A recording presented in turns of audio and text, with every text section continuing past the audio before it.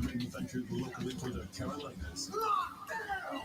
This is the Rob Brown Show. You stay classy. Shut the hell up. I'm a winner. I know how to win. I'm glad you played that I'm a winner, I know how to win clip, because I have become, over the length of this show, the Rob Brown Show on the Fan Upstate, 6 till 10, every single weekday morning. I have become fascinated, great one, fascinated with Jim Harbaugh. I knew he was, as the older generation says, a weird bird, is an expression I've heard many times. I knew he was a weird bird. What older generation says that? Like, generation? Maybe even older than you. Okay. Yeah. Yeah, because I've never heard that before. I've heard the expression a weird bird, and Jim Harbaugh is a weird bird. It's a social circle thing, and we know I'm sheltered. Yeah. So, okay. All right. Yeah, you guys would have called him something very different. Jim Harbaugh is a weird bird. And I heard a story, I'm going to play it for you later, that was told on another radio station after a conversation with some NFL executives about Jim Harbaugh that I'm fascinated by. Suffice to say, the cold-blooded competitiveness of Jim Harbaugh turns out it's actually hilarious. And it involves racquetball, funny enough. So we're going to get to that later in the show. Listen, you cannot play racquetball uncompetitively. No, I don't think you can. I don't think you can. And it needs to be. Did you ever have a racquetball period? No, but I played racquetball in college. I discovered it in college, and it was full contact. I mean, I maybe you played it with finesse. We did not.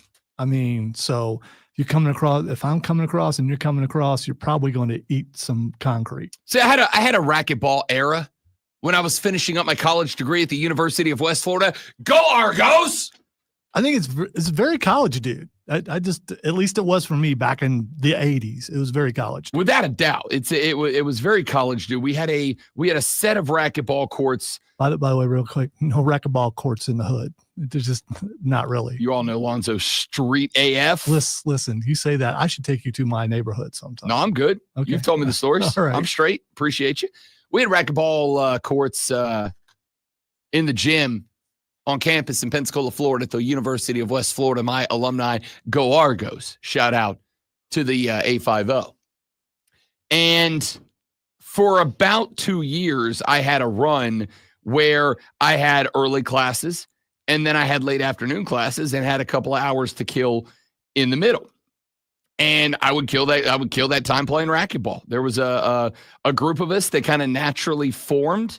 None of us friends anymore, because racquetball will ruin relationships. Racquetball will straight up, and I get the assumption, because racquetball, I think, was it for a hot minute, mainly because, like, you needed a racquetball court, but if you had ambition, anything could be turned, like any room could be turned into a racquetball court if you had the chutzpah and the right equipment. And now that world has kind of been taken over by pickleball. And, you know, people may go, well, that ball is made of rubber. That won't hurt. Oh, yes, it will. It's that, because that thing, if you get a couple of athletes in there, the ball will get trucking, son. The ball will get hauling. And if they're, if you get somebody that you have trapped into playing from the back of the room and they're hitting that thing forward and you come between them and the wall, that thing will smoke you for sure. I had a couple of bruises here and there. There was a group of us that played. None of us stayed friends very long, because the competitive, the competitive juices get flowing in the racquetball world. There is a story out from Jim Harbaugh. You know what? What the hell? Who cares? We're supposed to start off with a topic in segment one. And this is, in the grand scheme of things, moving into Super Bowl weekend. This is not all that important, but it is hilarious. The Jags just fired general manager Trent Baalke, and apparently did so because Trent Baalke has a little bit of an attitude when it comes to his relationships around a football team. In fact, there have been a lot of folks down in Jacksonville that have said, including a couple to me, that the only reason Trent Baalke stayed on board as long as he did with his team is that Shad Khan is probably overly divested from the football team, like not nearly as involved in the relationships with the front office of the football team as he needs to be, right? Like finding that balance between Gail Benson and Jerry Jones is a tough one to strike. Who's really running the team? I mean, he's running the team, but he was just doing it very poorly and from a distance. So Trent Baalke was. Sounds like a certain wrestling organization. To some degree. Just saying. There's a That's big why part. I'm saying who's running the team. That's a big part of the reason that I will admit that as much as I want them to succeed and be very good, I haven't watched nearly as much AEW the past couple of months because it just feels like it's kind of an organization that divested itself too far from the product. Anyway, Trent Baalke used to work out in San Francisco, California at the same time that Jim Harbaugh did. And apparently their relationship fell apart due to racquetball. This according to 98.5 The Sports Hub. Trent Baalke had this reputation because his relationship blew up with Jim Harbaugh. This is more funny than bad, but there's a story from San Francisco where he and Jim Harbaugh played racquetball against each other, and Trent Baalke was apparently a fantastic racquetball player, and Harbaugh's really competitive. Harbaugh couldn't beat him, so Harbaugh had a camera installed in the racquetball court, and then sent the tape of them playing racquetball to a professional, to a racquetball coach, and the racquetball coach found a flaw in Trent Baalke's game. Jim Harbaugh played him one more time, wherever that hole was in his game, exploited it, beat him, and then never played him again. You can tell that these coaches they're so busy.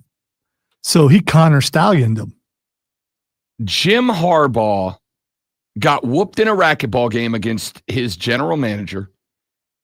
Jim Harbaugh put a camera into the racquetball court, filmed the game, sent the tape to a professional racquetballer and said, "Bud, I need an edge," and had a professional racquetballer analyze, break down the game, send Jim Harbaugh back a list of advantages that he could take against Trent Baalke in his game. Harbaugh beat him one time and said, "That's it, cooked. I'm done. I'm out. No mas. I'm out of here." And at this point, the story drops off. Not in my head, it doesn't. In my head, Trent Baalke found out that Jim Harbaugh hooked up a CCTV inside of the racquetball courts at the facility and got real heated about it. Got real heated. "Oh, you couldn't beat me straight up? You couldn't beat me on your own? So you're bringing in analysts, you're bringing in experts, you're going all CSI Miami on me to figure it out?" Why are you glossing over the legality of this? You're not allowed to record someone without them knowing, right? If you are in a public space, you absolutely are. There is no right to privacy in a public area. Now, whether or not an NFL facility is overall considered a public area, and more importantly, whether or not you sign a contract that says you are fine with being under supervision inside the facility, I don't know. Where was this at? My understanding is it was in the 49ers facility. Okay, so 49ers. This was in San Francisco when they worked together. All right, because I don't think he said that at the beginning. That helps. This was when they worked together in San Francisco. It's because I'm picturing him doing it in someone else's facility. That's why. So, I mean. This was when Harbaugh was the head coach of the 49ers back in the day, and Trent Baalke was the GM. And the story goes that Harbaugh put a camera in the racquetball courts in order to gain a competitive advantage over Trent Baalke because he was breaking down that he couldn't beat him. Also, how could a coach have that done in the facility and the GM not know about it? I mean, a GM has control over the contracts A coach has control over everything in the facility. Okay, I just thought Everything. in the hierarchy, I thought a GM was above a coach. Technically, yes, but not definitively yes. And when it comes to anything connected to the football team, that is facilities management, what goes where, how it's set up, head coach is in charge of all that. And most head coaches, in my experience, in my conversations, most head coaches get very anal about what goes where, about how things are set up and done in the facility. It's not just you hear coaches like coach want to build a culture. Coach wants to build a culture. For a coach, being able to control and manipulate every little aspect of what happens in the facility is a big part of that. So Jim taking advantage of that to rig up a CCTV in the racquetball facility so he could get one over on the GM, I find freaking hilarious. See, I find it telling, and this has nothing to do with my bias. I find it telling that he's willing to go to any lengths to win, and he had no idea Connor Stallions was doing any of that. I didn't know. I'm going to the NFL, by the way, but I didn't know. I had no clue. I'm just saying. You know what? When you started that take, Lonzo, I'm not gonna lie. I'm gonna no cap, keep it a buck with you, because I'm young and cool and hip. When you started that take, I was a little ready to jump on you. I was like, you just hate Jim Harbaugh so much you can't even enjoy a fun story about racquetball surveillance. And then you got to the last part there, and I'm like, you know what? I'm jumping in on this. I am following you down that rabbit hole. I was ready to jump you for not being able to just enjoy a fun, humorous little story. And by the time you were done with that take, I was like, subscribe. I would like to subscribe to that theory.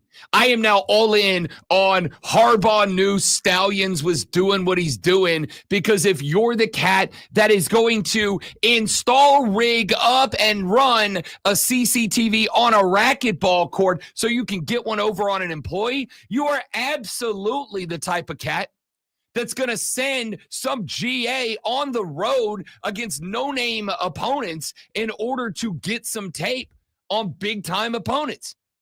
I would like to fully subscribe to what Lonzo just said. All right? I don't have any problem pushing back against Zoe when Zoe has a take that I don't like. That's kind of the hallmark of the show, is that the two of us have takes we don't like and we push back. This one, I'm all in. Fire it up, all afterburner, all gas, no brakes, full send. This is the nail in the coffin. Jim Harbaugh definitely cheated. Definitely cheated at Michigan.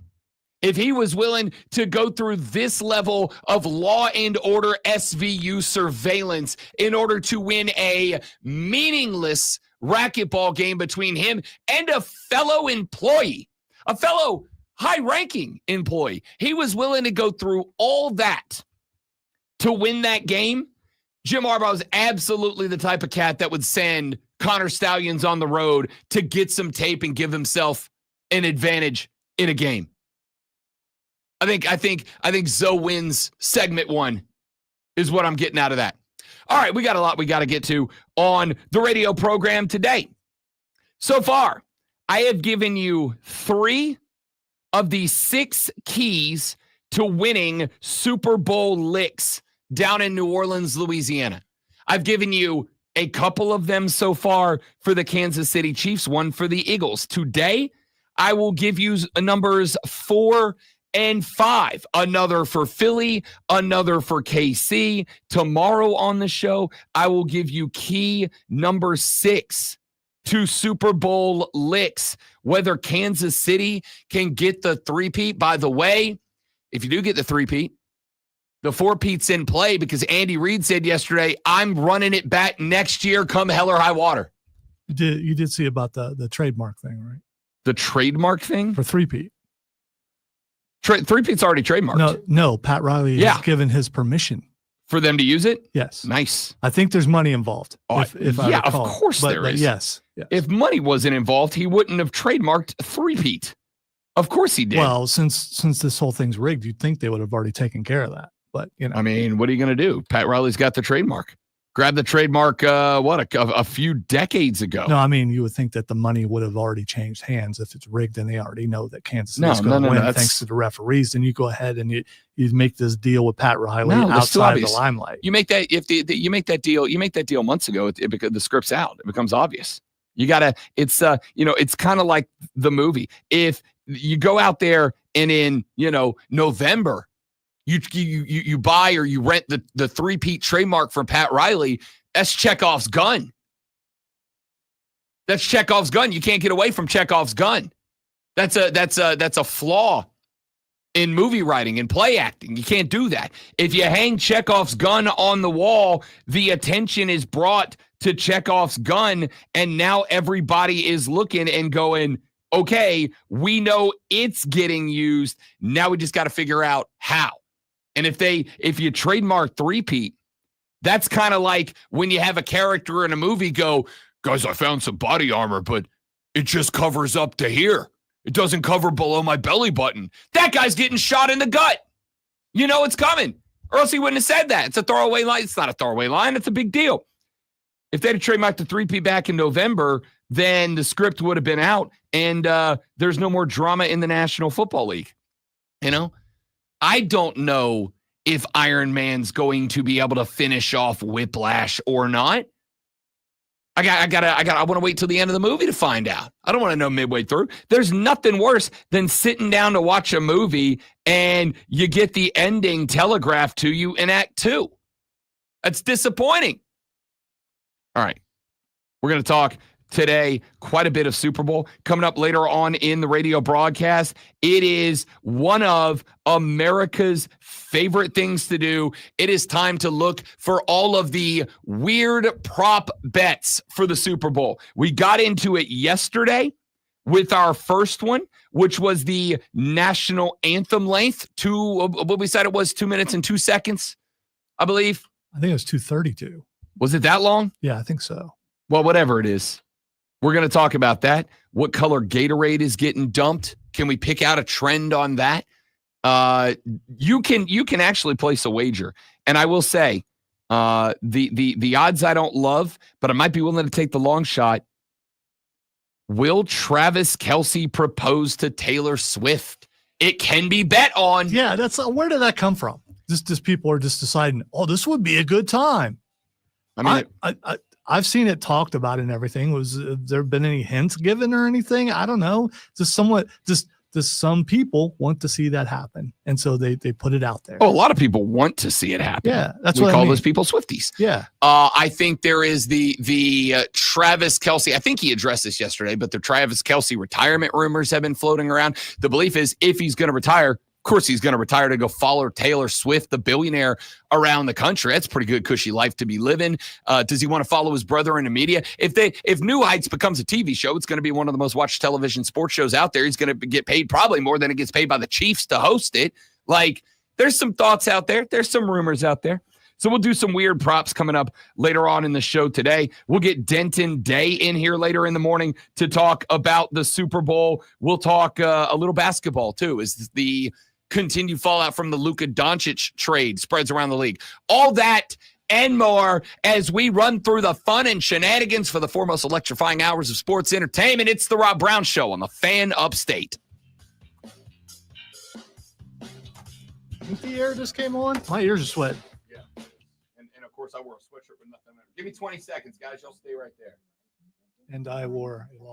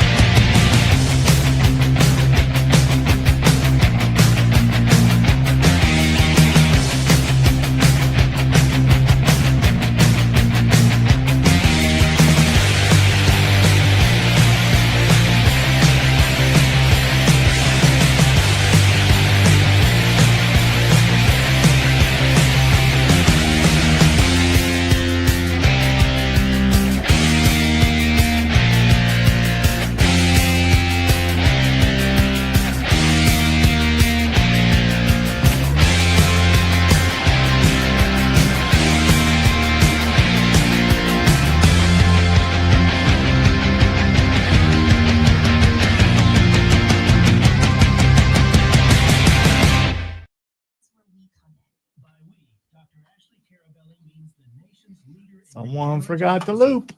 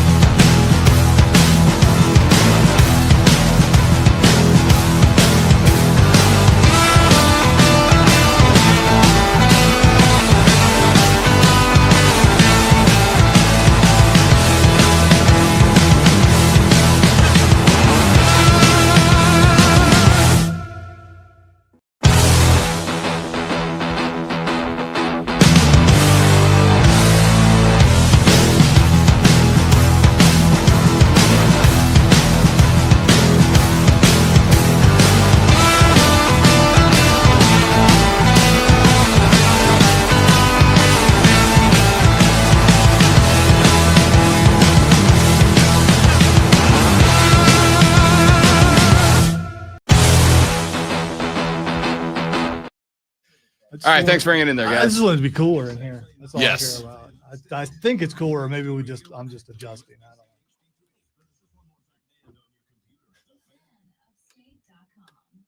Always streaming wherever you are on the Odyssey app. Make the fan upstate.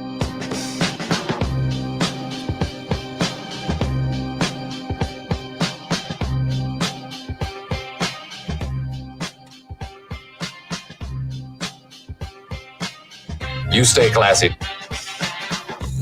There is a conspiracy theory brewing right now on the Dallas Mavericks trade of Luka Doncic to the Los Angeles Lakers regarding the ownership group of this team. There is a conspiracy theory brewing that is going to genuinely have an interesting impact on the NBA, on NBA fans, and it is a conspiracy theory that I can't really get my finger wrapped around for a few different reasons. I'm going to play you first a clip from, and I don't have any issues with the guy. He's just not my favorite in the game, Colin Cowherd. I'm not a fan. I'm not anti-Colin Cowherd. It's just he just kind of exists to me. But I think everybody in this business occasionally has a good take. Yes, even me. Occasionally a good take. Colin Cowherd was asked, or I guess was talking about, I don't think anybody really ever asked him anything. Colin Cowherd was asked to talk about the ownership group and how he thinks they were involved in this Luka trade. And he does have a little bit about Luka fitting in on the Lakers at the end, but here's his take. I called somebody yesterday who has known Nico Harrison, the GM who made the deal, the Mavericks GM. And I said, what happened? And this person said, this came from above and beyond the general manager. And when you only get one first round pick back, that is somebody in ownership telling you, just make the deal. That is pressure from upstairs. The more you make in life, the more that's guaranteed. The owners of whatever business you're in have to consider a lot. This is not something they did on a whim. Nico Harrison knows that 1 first-round pick's not enough. Luka as a Laker, I don't buy for a second that he and LeBron's games don't work. Luka's stop-and-go, herky-jerky style is nearly impossible to defend. I remember his first year in the league when he averaged 19, 20 points, and LeBron James coming out and saying, this guy is the real deal. This guy is going to be unbelievable. Following season, he was. Great basketball players, they figure out how to make it work. LeBron's played with everybody from Matthew Dellavedova to J.R. Smith to Kyrie Irving, Chris Bosh, Anthony Davis. He's going to work with Luka. So, Colin Cowherd, talking about the trade itself, says that when the return was as low as it was, and that is a massive part of the reason that so many of us believe that there's something going on behind the scenes, right? There's something going on behind the scenes. There is a deeper reason for this trade. And the conspiracy theories about what is happening behind the scenes. In fact, I'm willing to go this far. I don't think they're conspiracy theories. I think they're just theories, right? Conspiracy theories have this connotation, or I guess by definition, are in response to people believing that someone is actively trying to pull the wool over your eyes, as the expression goes, are actively utilizing some story to try to prevent you from knowing the actual truth. With this, I think we're just genuinely trying to find out the truth. Why did this trade go down? At face value, Nico Collins and the Dallas Mavericks, not Nico Collins, he's not involved at all.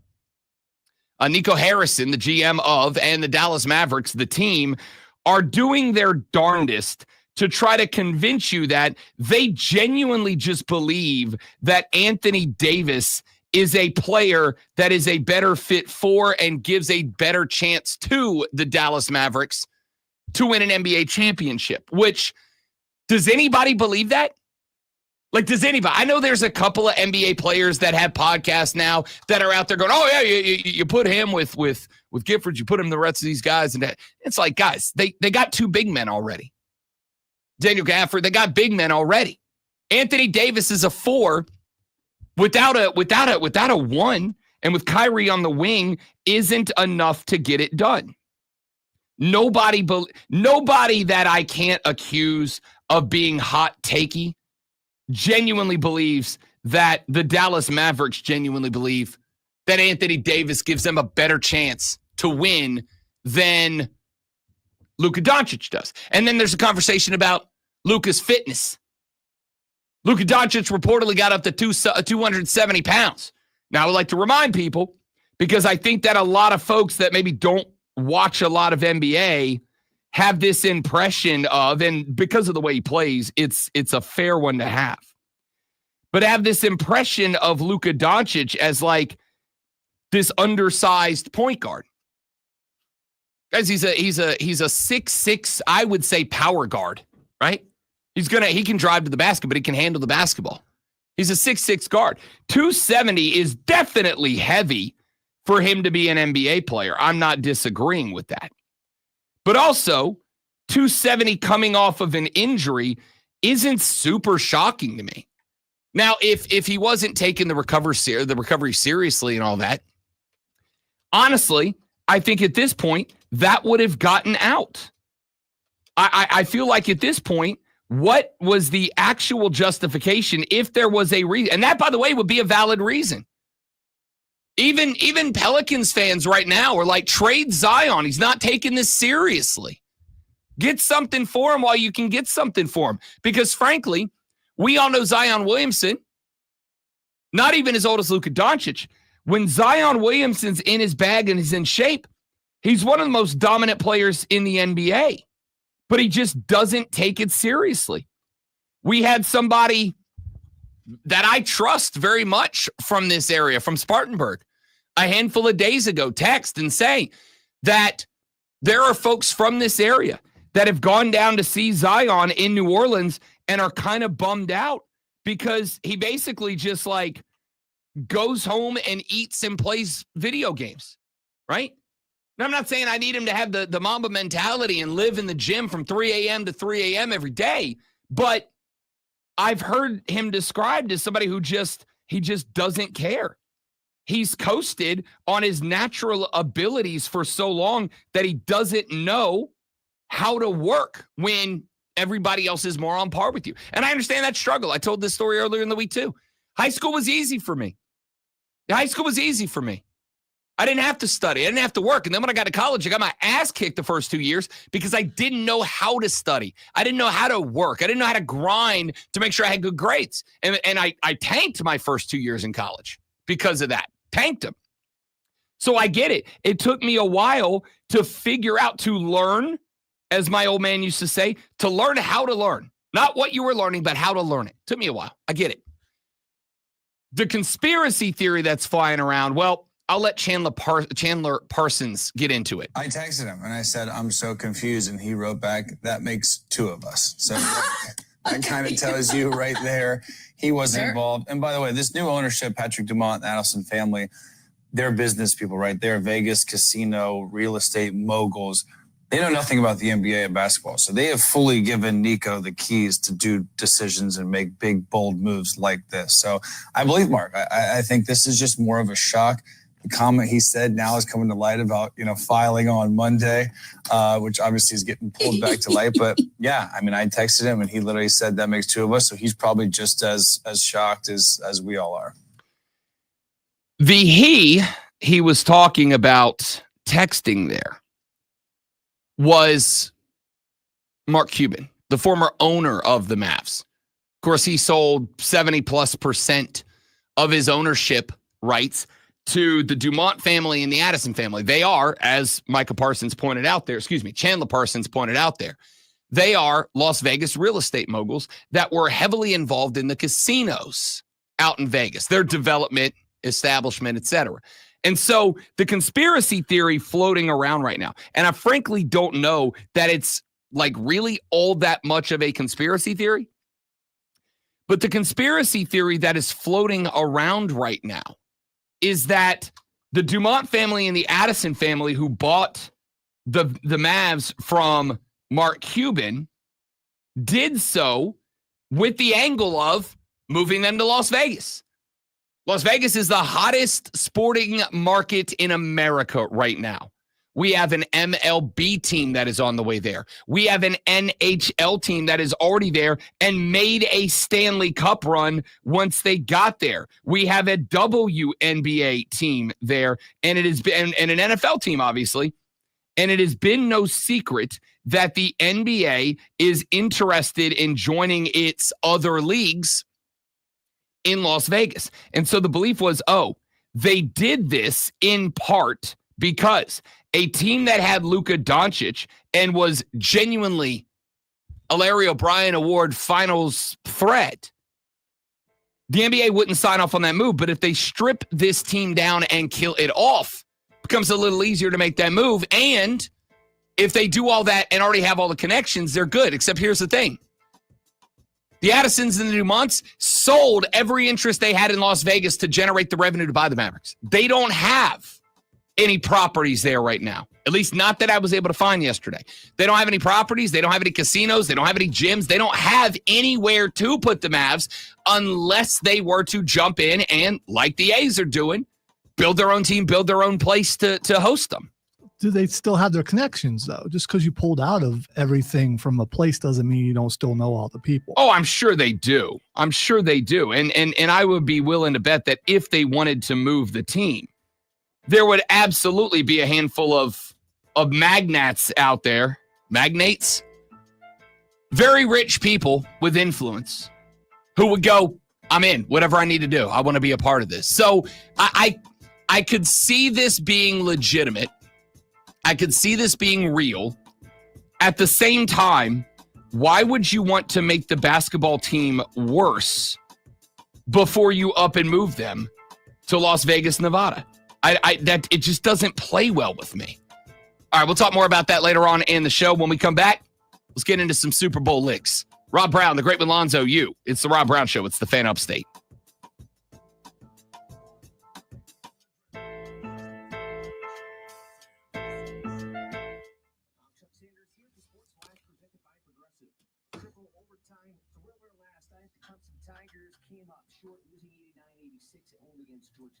Nathan George had 28 points. The result snapped a 6-game winning streak for the Tigers. Dropped to 18-5 with the setback. 10-2 in the conference. Chase Hunter led the Tigers with 28 points on 9 of 20. Tigers. Men's basketball plays host to Western Carolina. The Paladins are 17-6 overall, 5-5 in the Southern Conference. Western Carolina looking to snap a Kane, what's up, big dog? Good to have you back, buddy. Glad you are here.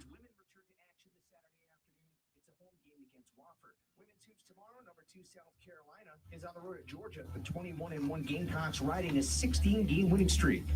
This is your home for Paladins basketball. Follow all the action live right here on the Fan Upstate.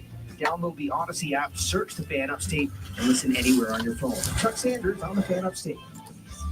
Up to the minute upstate traffic. Your early morning drive through the upstate is unencumbered. I-85. Unencumbered. A couple of work zones to be aware of. Mohawk Drive and Chick Springs Road between Wade Hampton and Lotus. Do you like the way he says chicks? Unencumbered. Gotta say. Chicks.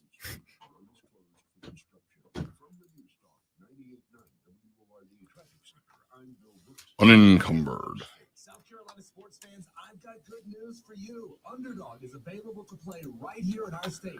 Spice up your big game experience by trying to cash in. Which players are going to go off? Which players will be ice cold? Pick higher or lower on Travis Kelce's receiving yards. Will Philadelphia kicker Jake Elliott go higher or lower on total kicking points? Or how about DeAndre Hopkins higher or lower on first quarter receptions? You could win up to 1,000 times your money just by choosing higher or lower on player stats. And because picking is hard, with Underdog's double flex option, you can even take 2 L's and turn them into a win. I use flex all the time. Plus, rescue your picks if an early injury causes your entry to lose.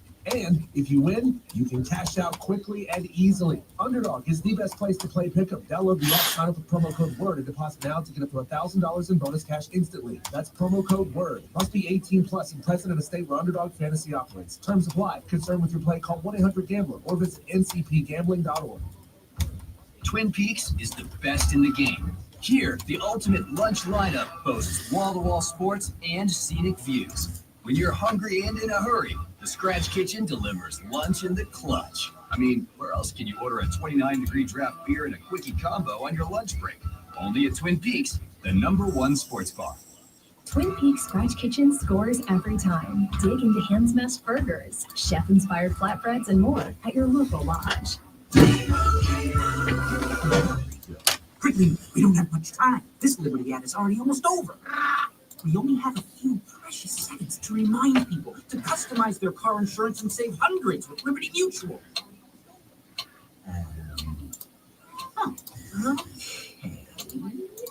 Well, I guess we had more time than I thought. Only pay for what you need at libertymutual.com. Liberty, Liberty, Liberty, Liberty. Savings vary. Underwritten by Liberty Mutual Insurance Company and affiliates, excludes Massachusetts. Attention. Have you racked up $10,000 or more in credit card debt?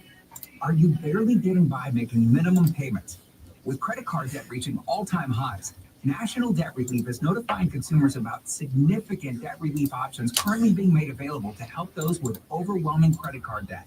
These options may reduce a large portion of credit card debt for those who qualify. You don't need to declare bankruptcy or take out a consolidation loan, and you may only have to pay back a fraction of what you owe, even if you have. Oh, yeah. I'm gonna be uncomfortable for a lot of today. The Quiet Today brought to you by the heat in the room. Yeah. Yeah. One of our very kind somebody turned the heater up in this room before they left.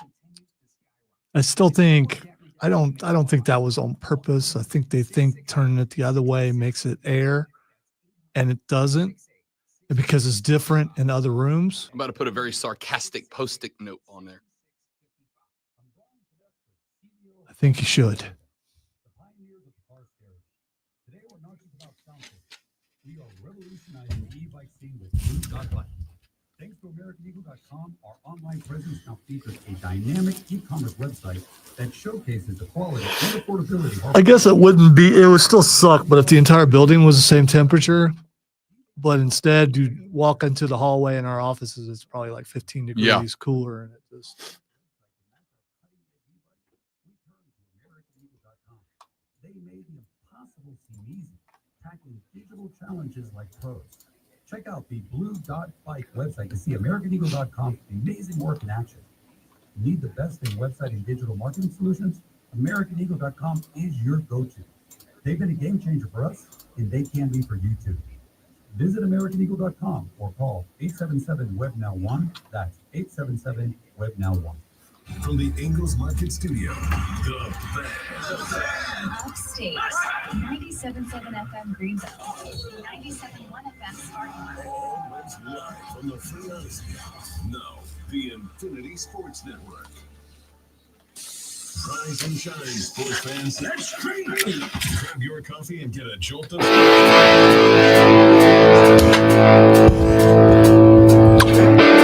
Let's talk a little bit about the head coaches in the Super Bowl this year, because there are two coaches that are coming from very different places when we talk about Nick Sirianni of the Philadelphia Eagles, Andy Reid of the Kansas City Chiefs. So, by the way, if you missed this, we talked about it very briefly back in the first segment of the show, and we are going to get more into it later on in the show. Andy Reid has already said that he is coming back next year. He said, I love football. I love spending time with the guys. I'm coming back. And Clark Hunt, the CEO, the El Presidente of the Kansas City Chiefs, said, yeah, Andy's 100% going to let me be the first to know when he decides to step away, and he has not decided to step away, which I think is good if you're Kansas City. Andy Reid has been, I don't know, mildly successful as a head coach. yeah, just a little bit. I mean, you know, he wins some. Andy Reid, who spent, what did he spend in Philly? Like 14 seasons as the HC in Philly before he moved over to Kansas City in 2013, has been there ever since, is working on a fistful of rings, has landed on and developed some of the best players at their position around the National Football League. It's been pretty good. And then there's Nick Sirianni. Nick Sirianni is one of two coaches this past offseason that I said, if you want to win a Super Bowl, you're going to have to move on from this guy. I blamed the collapse of last year's Philadelphia Eagles, a collapse that I think was, and should be considered one of the great second half collapses in the history of the National Football League. The Eagles were a Super Bowl front runner and then just absolutely crashed out in the second half of the year. It was honestly, it was embarrassing. Like, it was real bad. They ended up losing 5 out of their last 6, including losses to the Cowboys, Seahawks, Giants, Giants and Cardinals. And I said, that's on coaching to me. That's on coaching to me. There are definitely spots where a team goes on an L streak and I go, the boys just aren't getting it done. It's on the guys wearing helmets and shoulder pads. And then there are spots like last year's Eagles where I said, it's on the coaching. But here's Nick Sirianni now going into his second Super Bowl in 3 years. Here's what's interesting. On one hand, I'm not overly blown away by Nick Sirianni. On the other hand, you could argue right now that Nick Sirianni has a better resume than Andy Reid at this point in Andy Reid's career. Reid's first head coaching job was with the Eagles. In his first 3 seasons, He made one NFC championship game. Sirianni's been with the Eagles 3 seasons. He's made the playoffs all 3 years. This will be his second Super Bowl appearance in those 3 years. What does it come down to when we talk about the philosophy of these two teams? What does it come down to when we talk about what we can expect coming out of the mouths of the guys wearing the most important headsets on the sideline? It is a different style of game, but I actually think there is one primary comparison that I would draw between Nick Sirianni and Andy Reid. Andy Reid, I think, has established himself over the years in Kansas City specifically. I think you could certainly say that this was, at least in some degree, partially true of his time in Philadelphia too. And Lonzo, if at any point I say something that you think is unfair or inaccurate about Andy Reid, let me know. But wow, thanks for the yeah. Okay. No, well, because you know him better than I do, and I'm floating my philosophy, and I want to see if it lines up with what you as a Chiefs fan have experienced as reality. I think Andy Reid right now is the king of what I consider to be the most important thing, philosophy, style that a head coach in the NFL can have. Fit your offense to the players. Don't try to make the players fit your offense. I think Andy Reid may be the most aware of what he has in the group of dudes that he has, and the way to get the most out of said dudes by tinkering and tailoring his offense to his guys, not trying to demand that his guys tinker and tailor themselves to fit his offense. You know, the other thing he does that I haven't heard of any other coach ever doing is he has a segment of practice, like once a week, I think it is, where the players come up with plays. And they just go out there and they have ideas and they run through the plays. And some of those plays actually make it on the field during the game. And what that does is that makes the players feel like, hey, we're really a part of this because we can come up with something and coach is listening to us and we get to actually go out and try this. Regardless of how you feel about the Kansas City Chiefs, with all the controversy, whether it deserves to be called controversy or not going around, I can say one thing is absolutely true about the Kansas City Chiefs. And I want to point out that this is the result of leadership from a guy like an Andy Reid. And it is not something that is easily replicated. It is very obvious, I think, when you watch this Chiefs team, whether you think it is good, bad, ugly, and different. The Chiefs have a locker room that I think every other team wishes that they had. The Chiefs have a relationship between Andy Reid and the players, between the players and the players, and between the players and everybody else in that building that I think NFL head coaches, when Andy Reid does retire and he goes on the book circuit writing about the Andy Reid way, I think head coaches for a very long time will be diving into every word Andy Reid has to say to figure out how in the hell do I replicate that? Because it's not easy. I think a lot of NFL locker rooms, I would even say most of them, have a vibe, right? But there is a different level. And you guys know I don't like talking about intangibles. I can't really break down what this means, if anything. I can't really tell you how many, if any, points that relationship in that locker room is worth for the Kansas City Chiefs in any given game. But what I do know is that if you are going to have a team that plays specifically offense the way the Kansas City Chiefs play offense, you've got to be on the same page, right? Like, sorry to go metaphorical because, again, hate talking about intangibles.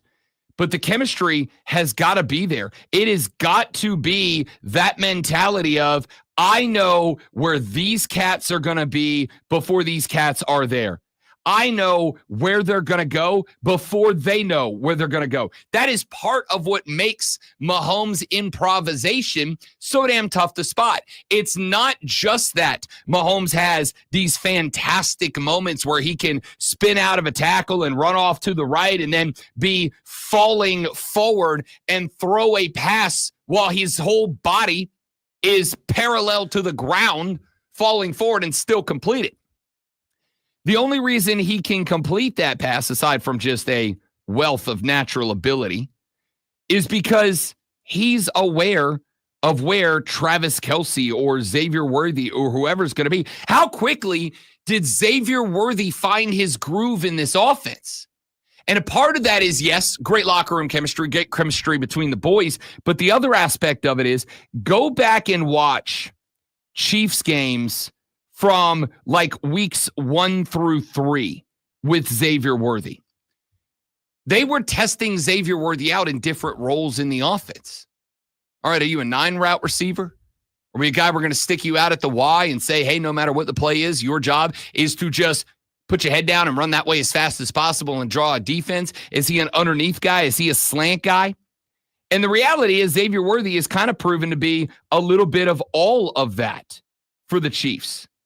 But I think his most valuable role in this offense has effectively become Tyreek Hill. Not in terms of run the 9 and Patrick's just going to wing it down there. There's not a lot of home run balls coming out of this offense. When I say Tyreek Hill, what I mean is a guy who has an understanding, a heightened understanding of where defense is trying to protect certain areas of the field and the ability to get through that area and onto a less protected area of the field faster than anybody realizes what he's doing. And Andy Reid schemes for him that way. Go watch any game when it becomes a screen or a toss or a jet sweep to Xavier Worthy. That is, it's drawn up by Andy Reid because it works. But there's another reason that Andy Reid calls those plays for Xavier Worthy. It is because he recognizes that at some point, defenses start to step up on Xavier Worthy. They start to get in his face because while he is very fast and he is very talented, he's not excellent at separating from a jam at the line of scrimmage. He's mediocre at that. So what happens is defenses start jamming him at the line. It takes him out of the play as a 9. Now the backside of the defense is a little more free to play without worrying about getting cooked over the top, taking the top off the defense, and Mahomes hitting a rocket shot down the line. So what do you have to do to bat that? I got to move Xavier Worthy. I got to put him in motion. I got to get him to different parts of the field. But I still have to make sure that they're just not passing him on to the next guy. And, hey, wherever X ends up, whoever's closest, jam him. I'm getting in the ball. I'm making guys tail him across the formation. I'm getting in the ball into space in different areas so we can take advantage of that speed, even when they're doing the best they can to take it away from him. That's Andy Reid fitting his play calling to match his players. And that is something I think Nick Sirianni this year has done. Now, there was a frustration when the Eagles' passing game maybe wasn't getting where A.J. Brown wanted it to be. But remember, they had that whole conversation about it. A.J. Brown vented his frustration out in the podcast world. And wouldn't you know it, the next couple of weeks, all of a sudden, the passing game started playing to A.J. Brown. Now, you can say he was placating the diva mentality of his number one wide receiver, and maybe he was. But I'm going to tell you, if you don't have that number one receiver, you ain't a Super Bowl team.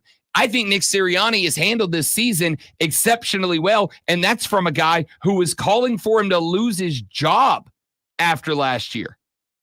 Andy Reid's the better coach, no question marks asked. Better resume, more success, better players, better schemes. I don't disagree. What I am saying is I'm actually not counting Nick Sirianni out of being able to try to level that field a little bit. We'll find out. Water cooler cheat sheet when we come back. Top 3 sports stories you need to know. Super Bowl licks talk throughout the 7 o'clock hour. Denton Day joining us later in the show. Sports Flash now. The Clemson basketball team, hours after being left outside the top 25 in the AP poll, dropped an 89-86 overtime game against Georgia Tech last night. Tigers were led by Chase Hunter's 28 points and Ian Shefflin's 23, but got just 10 points off of the bench. Tech out-rebounded the Tigers and were better from the field, shooting over 42% to Clemson's 36%. Falcons' former starting quarterback Kirk Cousins says that a lingering arm injury impacted his play and led to his benching midway through the season. Cousins said he took a hit in week 10 that injured his shoulder and elbow, after which the Falcons won just 2 more games and dropped a divisional lead. Cousins described his future as uncertain. Wonder if those were reported. I don't recall. Tune in tonight at 6:30 as the Furman Paladins take on the Western Carolina Catamounts. Furman versus Western Carolina right here on the Fan, Upstate.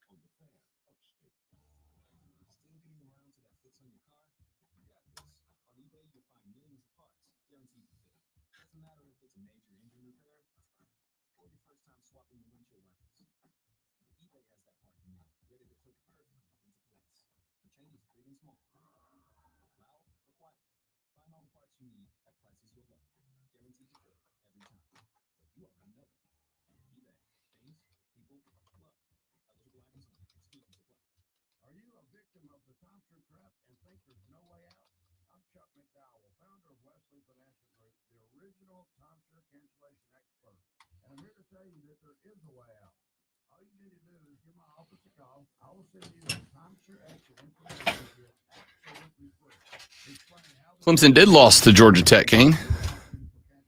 Sure enough did.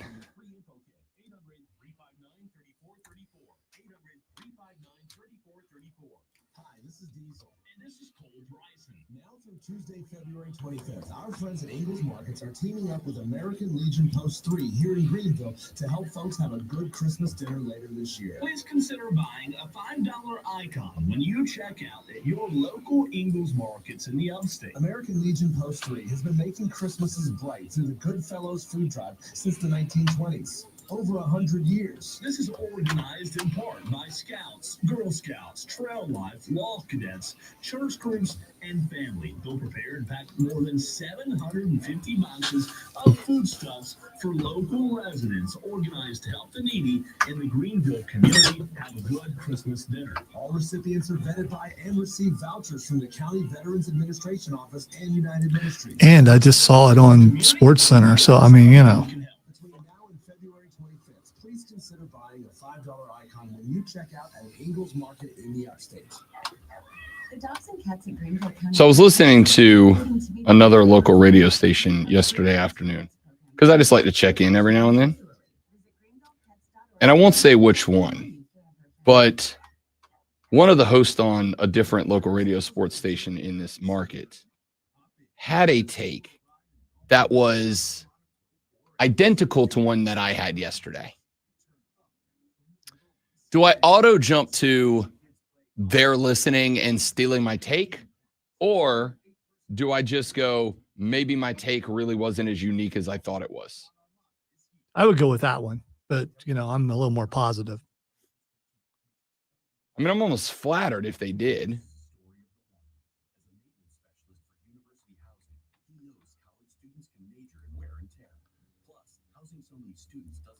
So you don't consider that validation? No, I do consider validation. Like, that's why I'm flattered. It'd be better if they had the exact opposite, and then you'd be like, see? I mean, it was like down to examples that I used for my take. So, like, on one hand, I'm like, I do feel validated. I do feel flattered. Somebody who knows sports clearly heard that and was like, that's a good take. I'm ripping it off, which happens in this industry all the time.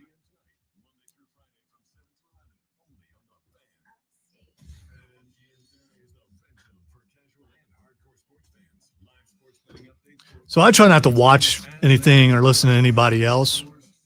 But after my take on the Chiefs, I just happened to see Nick Wright everywhere and watched him, and he has the same exact take that I do. So, I mean, I thought that was cool, but he also big time Chiefs fan. So, I mean, yeah.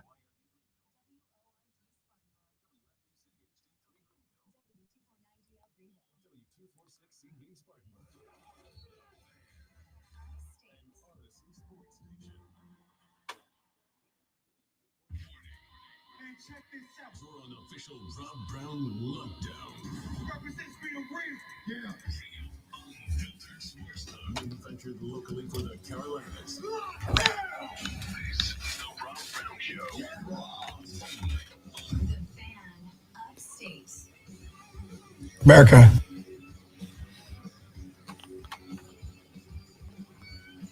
I'm a winner. I know how to win. Yeah, buddy. Welcome back. Hour number 2 of the Rob Brown Show starts right now. Ladies and gentlemen, it's the fan upstate. Rob Brown, the great one, Lonzo with you this and every weekday morning from 6 till 10 a.m. The foremost electrifying hours in sports talk entertainment that you will find anywhere at any time.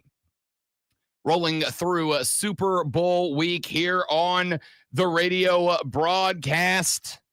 Coming up later on in the show, 7:40, the iconic Denton Day is going to join us here on the show. He is the host of College Football Overtime on Sirius XM. Denton is also one of the best football minds that I have had the pleasure of sharing the airwaves with. He joins us on Wednesdays at 7:40 to talk football. We'll get his final Super Bowl thoughts coming up here in about 40 minutes from now. Coming up later on in the show at 8:40, we'll be joined by Mark Bonetti, the voice of the Greenville Swamp Rabbits. The Bits in the midst of a 2-week road trip. They spent the first week of it up in Indiana. They are now down in South Florida, getting set for a game tonight, another game Friday and Saturday before the Bits return back to the well next week. They will have one more away game next Wednesday, then back home next Friday, Saturday, Sunday for a 3-game weekend set. We'll talk to Bonetti about the team. They had how about this, Tate Singleton of the Greenville Swamp Rabbits? Back-to-back hat tricks on consecutive nights. First player in Greenville history to pull off that feat, just the 15th player in the history of the ECHL to go back-to-back hatties. Don't you get worried about something like that, though? Because that's the kind of guy that gets called up. Tate quick. has already been called up to Ontario, Okay. I think, twice this season, and sent back down for development purposes.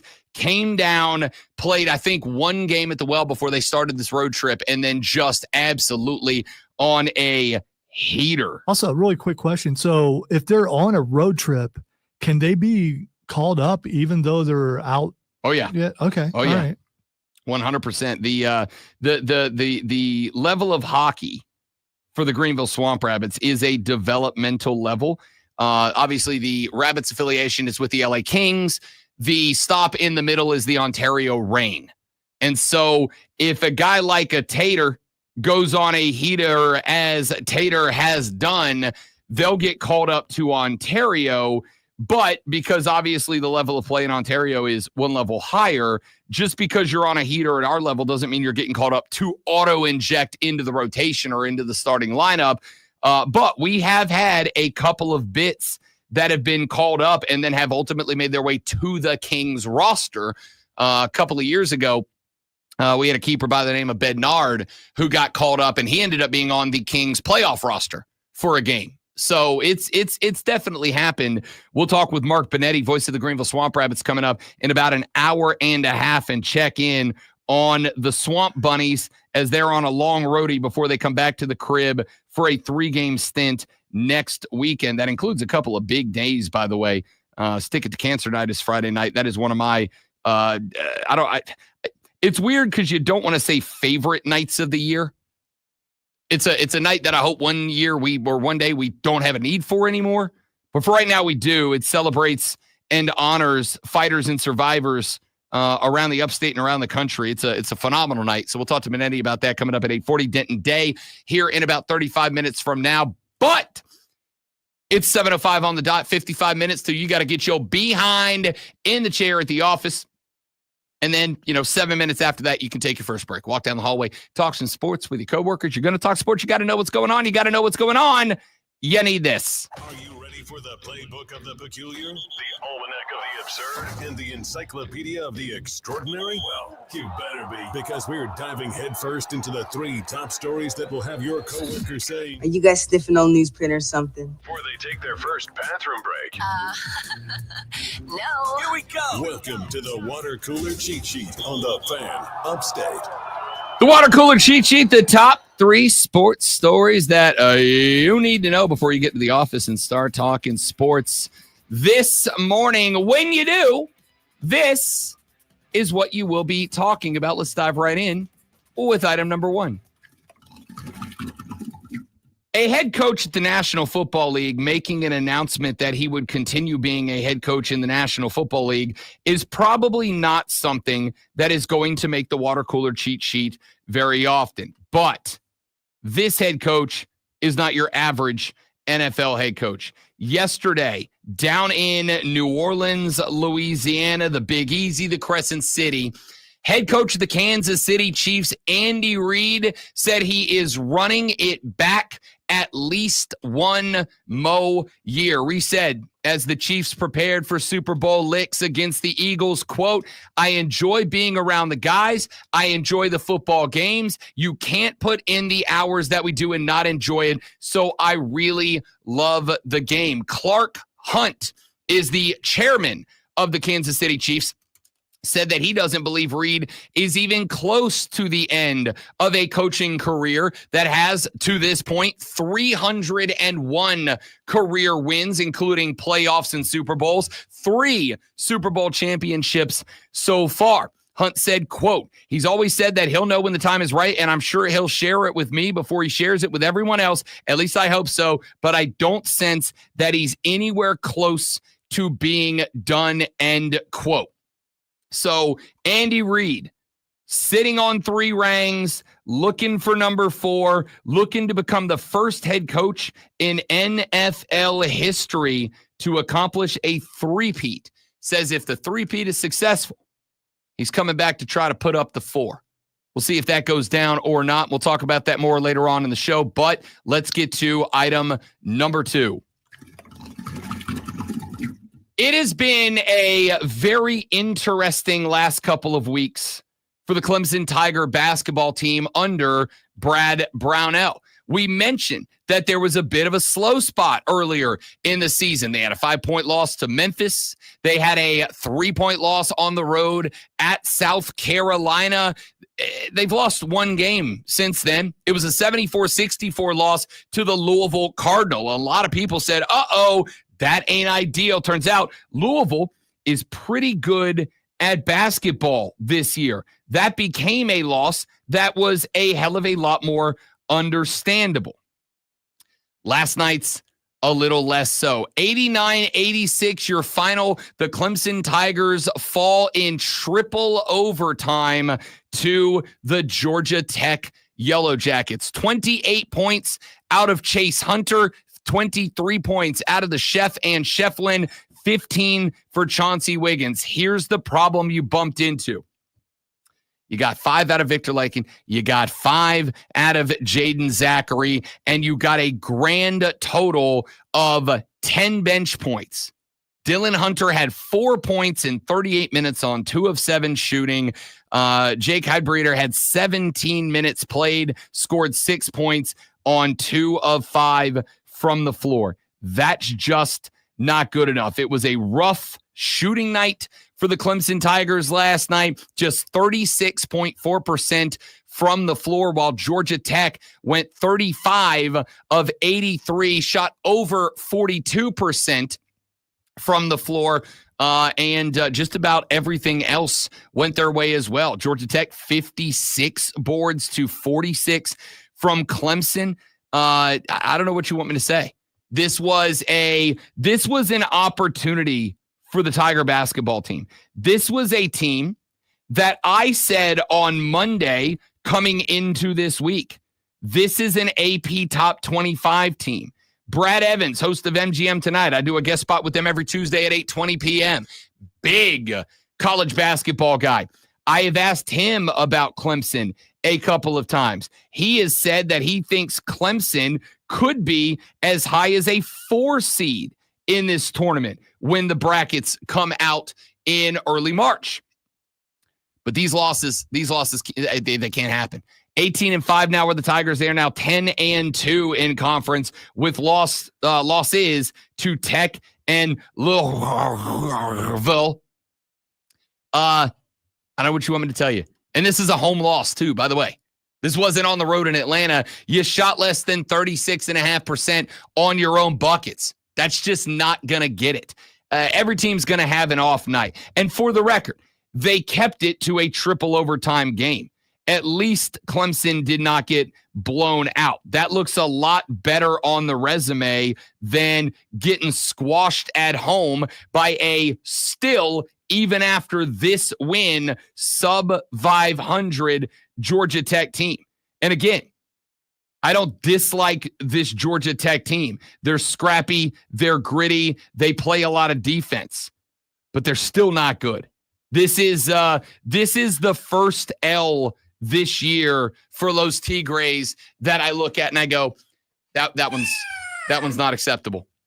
That one's not acceptable. That one can't happen. So Clemson will look to rebound after that L. They will certainly not be ranked in next week's AP Top 25. And here's where it gets more fun. You get a couple of days off, then back at the crib for number 2, Duke. Back at the crib 2 days later to take on North Carolina. Carolina is unranked. Carolina did just get hammered by the Dukies. But Carolina is a team that is on the bubble. Carolina is a team that believes they should be in the tournament, but is lacking a couple of critical quad one games to make them a tournament team. If they are going to get into the tournament, they must beat Clemson on the road in South Carolina. They take this L, there's a very good chance that UNC is missing the tournament. You are going to get the best RJ Davis you've gotten so far this year, I bet. Clemson has become, for that game, probably not as much for Duke. Duke is in. Duke's a 1 seed unless something catastrophic happens. UNC is not guaranteed a bid right now. They're not guaranteed an in to the tournament. And if that is the case, a win on the road at a well plus 500 Clemson team that has been a hovering around number 28 all year type of win would be massive for North Carolina. Brad Brownell better get this team turned around. I'm not panicking. It's one game. And it's a triple overtime loss. But it was a triple overtime loss to a sub 500 team and a team that, frankly, you shouldn't have lost to. So not time to push the panic button, but something's going to have to get fixed before Duke and North Carolina visit the crib in back-to-back matchups. Let's get to item number 3. Speaking of North Carolina becoming the most recent program to begin to attempt to navigate their way into the new era of college sports. North Carolina head coach Hubert Davis, this is of the basketball team, obviously. Hubert Davis said that he is making staff changes, not coaching changes in the midst of a season. Instead, North Carolina basketball will become the most recent to add a general manager for the specific sport. There are a bunch of athletic departments that have started to add a general manager in order to help them navigate the new era of college sports. I don't have any problem with it. We're going to talk more about this coming up here in a few minutes. But there are a few that have started to add general managers that are sports specific, as in the basketball team has a general manager. The football team has a general manager. North Carolina has fully bought into this role. When Bill Belichick was named the new head coach for the North Carolina Tar Heels, he almost immediately announced that UNC football was going to have a general manager. And not only was it going to have a general manager, but their general manager is Lambeau, Michael Lombardi, who is a longtime NFL executive and front office guy, a guy who knows how to run a professional football team, is now going to run an amateur football team. He has taken over as the USC GM. Now, North Carolina basketball will get their own general manager. Now, a lot of teams have done this. Other teams are not calling them general managers. They have been giving them names like player personnel, etc. UNC, their football department, their general manager is being called director of player personnel. This is a person that is in charge of helping both the school and its players to navigate the transfer portal, to navigate the NIL landscape, et cetera, et cetera. Now UNC basketball, which, as we mentioned just a minute ago in item number 2, is kind of struggling a little bit this year. And there are some people, I don't know if they're right or wrong, but there are some talking heads that are chalking this up to North Carolina, which is a little bit shocking considering they might be, the biggest or at worst second biggest brand in college basketball, has had a little bit of an issue with navigating the portal, bringing guys in, losing guys out, making sure guys that while North Carolina has an incredible wealth of assets for their basketball team are taken care of in the NIL landscape, they've decided that they're going to jump on board and have a sport-specific general manager. We will keep an eye on this and see who it is they elect to fill that role. I would not be shocked to see in the future a trend, a pattern of professional sports executives beginning to make their way down to the college ranks to take over similar roles. We will address that as it continues to come up, but we got to run to a break. Let's talk a little bit more about this as the show rolls on. Denton Day coming up in a little over 20 minutes to talk Super Bowl. Mark Bonetti of the Greenville Swamp Rabbits at 8:40. The Rob Brown Show till 10 o'clock on the Fan Upstate.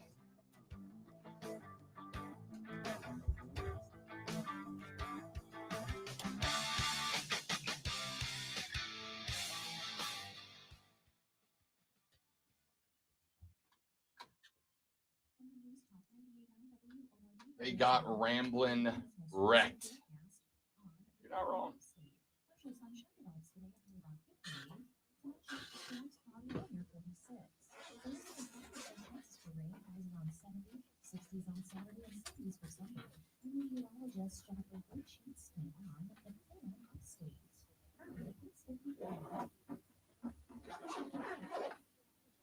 Starts out as a nuisance, and then you just put up with it. But then that awful joint pain impacts everything in your life. Walking, climbing stairs, even getting in and out of the car hurts. Hey, it's Charlie James, and I'm talking about that all. Oh, man. I'm still here, dudes and dudettes. I have I'm trying to get some more sound loaded into our system for your entertainment. Because as Lonzo loves to say about me, I'm a man of the people.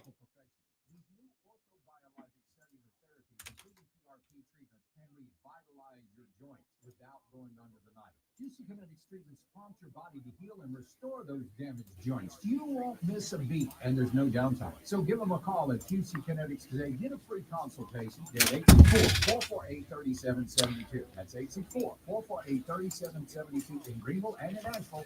864-448-3772 QC Kinetics. A life that created change.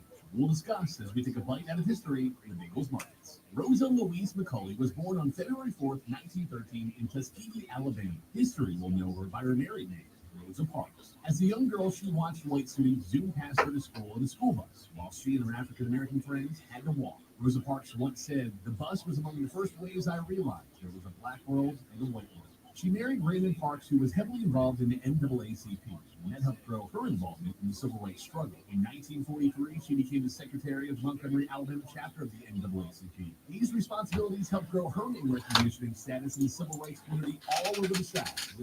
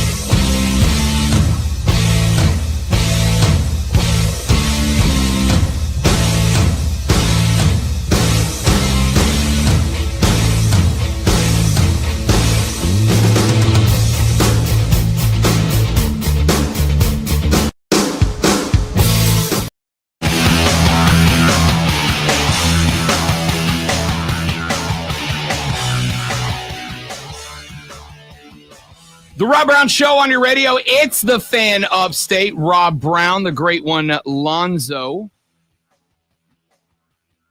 What is your knee-jerk reaction when you hear that college athletic departments are beginning to hire at large en masse across the country general managers? Because the reaction that I saw to this news yesterday when North Carolina, come on and raise up, dropped that news that they would be grabbing themselves a GM moving forward. The reaction was largely, after the Hubert Davis announcement, split down the middle, with a good chunk of people going, yeah, it checks out. There's more money changing through more hands than there ever has been in college football. There's money going from the NCAA, from the conferences to the schools, from the schools to coaches, coaches to administrators, NIL to players, et cetera, et cetera. There is more money touching more hands than there ever has been in the history of the sport.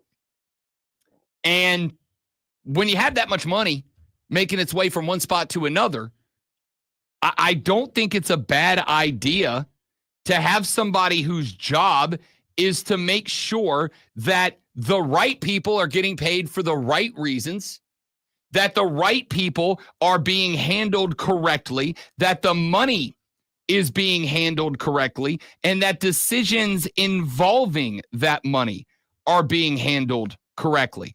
I don't think it's a bad idea to have somebody in charge of the contractual elements of college sports, because at this point, everything is run that way. The college football playoffs are run by contracts. The conferences are run by contracts. The television deals are run by contracts. There really is, as of right now, only one place where vast amounts of money are changing hands that aren't covered by contracts, and that place is NIL. And again, I think that's coming down the pipe. I think it is an inevitability that at some point, players are going to either find a way to force their ability to unionize, or at some point, the feds will step in and allow them the opportunity to unionize. In fact, potentially mandate their unionizing. Now, I will say this. Who would it help if they unionized? Who would it help? Who's it help? To me, everybody. And the reason it helps is... Who does it hurt? To me, nobody. To me, it doesn't hurt anybody. To me, it helps everybody. And the reason... So a union regulates how much money people make? A union has one obligation. It does one thing. A union acts as the voice, a unified voice in negotiating between employee and employer. That's a union's job. Now, you're going to hear a lot of people who are very pro-union, and they're going to put every bit of shine on it that they can. And you're going to have a lot of people who despise unions, and they're going to demonize the hell out of them. And the reality is, that, like everything else, the truth is somewhere in the middle. So according to your definition, you just labeled them as employees. If they unionize, I don't have any issue with that. But if you're making a lot of money, do you want a union? Yes. And I'll tell you why. Why would right, you? Hang on. Because then your wage would come down. This is, and we are venturing into one of those places where the Venn diagram of politics and sports cannot be separated. Again, we do the best we can to separate politics and sports because sports are supposed to be a break from reality. Wait, however, unions are political? The concept of unions, wildly political.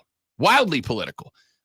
Traditionally, the left, very pro-union, as the cherub side of the union is workers' rights, is worker compensation. It's making negotiations on behalf of employees to get them more compensation, better hours, more vacation, yada, yada, yada. Over on the other side, on the right, which is traditionally, not exclusively, but the right traditionally is anti-union, because the more the union has a voice and impact and power, the more that the businesses that shell out the dollars, the more they feel is taken from them and given to the employees. It is absolutely one of the most polarizing political discussions out there. Before I knew what political side I was on, I was in 2 unions. Both of them were horrible. One, I saw the union reps looking out for the friends, making sure they got paid and making sure everything they were taken care of. But if all the other people got nothing from them, it was dragging their feet years before anything was done, and usually nothing. And then the other union I was in, which is a well-known union, but I'm not going to say what it was. If you listen for a long time, you'll know what it is. Strong arm tactics. Someone come in with basically Guido and Pinky, and basically said, I want you to vote for me.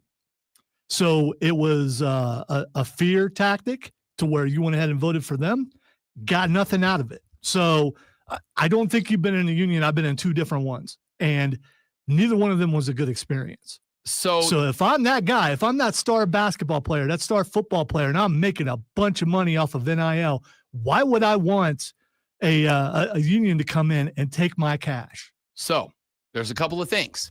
This is one of those spots where Rob's going to be the big butthole and go, I'm sorry you had that experience, but that's your experience. I know people who are in unions right now and would go to battle, go to war for their unions, love the union that they work under. It's not a singular experience by me. It's by all the people who were around me who had to deal with that. That's fine. The people of the experience in that union, but it is not the only union.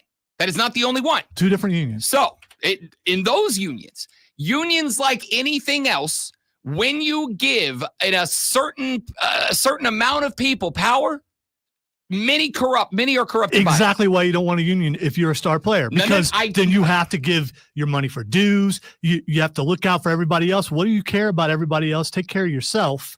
And if the lowest member of the team is not getting paid, they should be better. It really comes. A union is not going to solve anything other than the fact to prove what I've been saying is that these athletes are employees. Okay. So let me respond to a couple of points that you have made. Number one, again, that's your experience in a union. That sucks. I'm sorry you had that experience. I also know people, including my grandfather, who was very staunchly conservative, who was in a union and was very pro-union, despite being a conservative, which is a separation. I'm going to continue to say unions are not political. Well, let me explain it. You already did, and I disagree with you. Unions are not political. I didn't say unions are political. I said people's stance philosophically on unions are usually a very good indicator of their political leanings. That's just a fact. Walk over there and go ask our morning show co-host on our brother station which side of the aisle pro and anti-union people usually fall. I won't even poison the well. I guarantee you she'll say. And I guarantee you she will have a wonderful conversation with you and you'll be completely surprised. Maybe so. Because you have a preconceived notion. Yes, I do. Because you make it political. Lonzo, and because you make it political, you think people are going to think and say things a certain way. Pro-life, pro-choice. Can you usually get a good indicator of what side of the political aisle someone falls on based on, not every time, but a pretty good indicator of what side of the political aisle they fall on based on whether they are pro-life or pro-choice? As far as that goes, yes. Okay, same thing. It's not. It's the same thing. Unions are not the same thing. It is, okay. In Rob Brown's experience as somebody who hosted a political talk show for over 2.5 years, I can usually get a pretty good indicator of which side of the political aisle you fall on based on your stance on unions. Now, why is this important? Why is this a conversation? The answer is this. Because a lot of the issues, y'all complain about it being the wild, wild west out there, right? Oh, everybody can just do whatever they want. There's no rules. There's no guidelines. There's no safety ramps. There's no nothing. There is, and I've been saying this for 1.5 years now, the reason the NCAA failing to act on NIL and transfer portal and all that when they had the opportunity is bad is because once things start to be allowed, you can't just walk them back arbitrarily. And we don't let that happen anymore. Okay, there's going to be a pushback. That includes having courts say, well, you allowed it for all of this time. We're not going to just arbitrarily allow you to walk it back. Now, that's part of the reason this House v. NCAA antitrust case is in play right now. So the reason that allowing players to unionize, there is one major benefit. The major benefit and I've been saying this for a while, it allows for the players to have a voice in collective bargaining. That is the way the NFL works. That is the way the NBA works. That is the way Major League Baseball and the NHL and the MLS and the WNBA and the NWSL, every professional league that operates successfully with their players operates successfully under a collective bargaining agreement. Every couple of years, we end up having a CBA discussion about one of the major sports. In order to have a collective bargaining agreement where the players have a large vote, have a unified voice. Not everybody in the union is going to agree with the union decision, but it is one of those times that you say, even though this one aspect of what this group of people is doing, I don't agree with, overall it's better. It's better for me. We're going to get more. NFL, Roger Goodell wants an 18-game schedule for the NFL. Fine. But in order to get that, the players who have to go out there and work those 18 games are going to go to him and say, that's fine, but we want an increased salary cap so there's more money to go around. We want this concession. Eventually, I suspect, in order to stretch the season out one more year, the collective bargaining agreement will include a second bye week for every NFL team. All right. So here's a question, and yeah, not the smartest guy in the room. So the unions, if there is a union, who would the union be through? Through the NCAA? The union would be a union. It would be its own standalone entity. Yeah, but who would control that? I mean, who would? The union would be its own thing. It would not be under anybody. It would be a union. It's an entirely set. The NFL Players Association is not governed by anybody but the players. But here's the thing. So as these college students are getting paid by different people and not school, as you've said, how can you unionize that? Because it's technically, I don't know, what, 30, 40, 50 employers Here's how. Per school? Here's how. Want those people? Here's how. What would happen is the schools would say, in order for us to come to an agreement, here's what we want. The players would say what he wrote, blah, blah, blah, blah. And as part of the agreement. What do the schools have to do with it? They're not. I'm trying to explain They're not the employers. You said they're not the employers. Correct. So what do the schools have to do with it? The schools can say, in order for this CBA to be ratified, no player in your union may accept more than X amount in NIL deals from anybody else. They can say, just like the NFL can say, hey, NFL players, you're not allowed to endorse pornographic movie studios. And if you agree to that CBA, even though the players on their own can go accept any sponsorships they want, they accept an agreement that they, just like us, there are products that I cannot endorse outside of this because I agreed to that with the boss. That's my contract.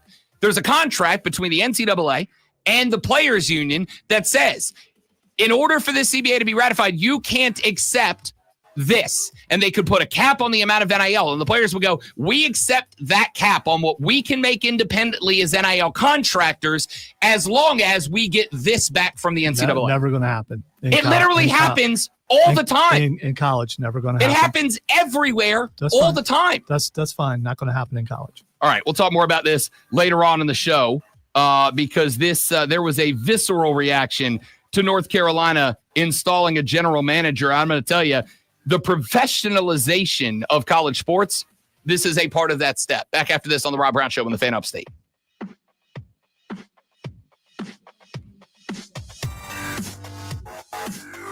I am now impacting my hair sweaty.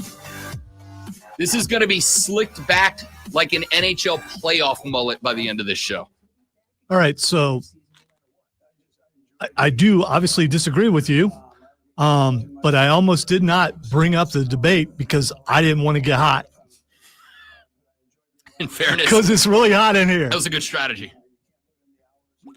And of course. And now you're hot because you cannot debate without using your hands and stuff. Impromptu tank top Wednesday up in this is what I'm about to do. Go ahead. Just make sure you do it on camera so everyone can see it.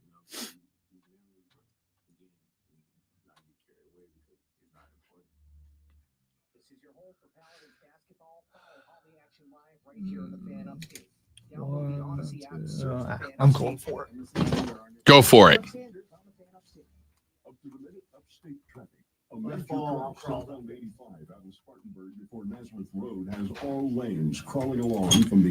Give me 30 seconds, guys. Up.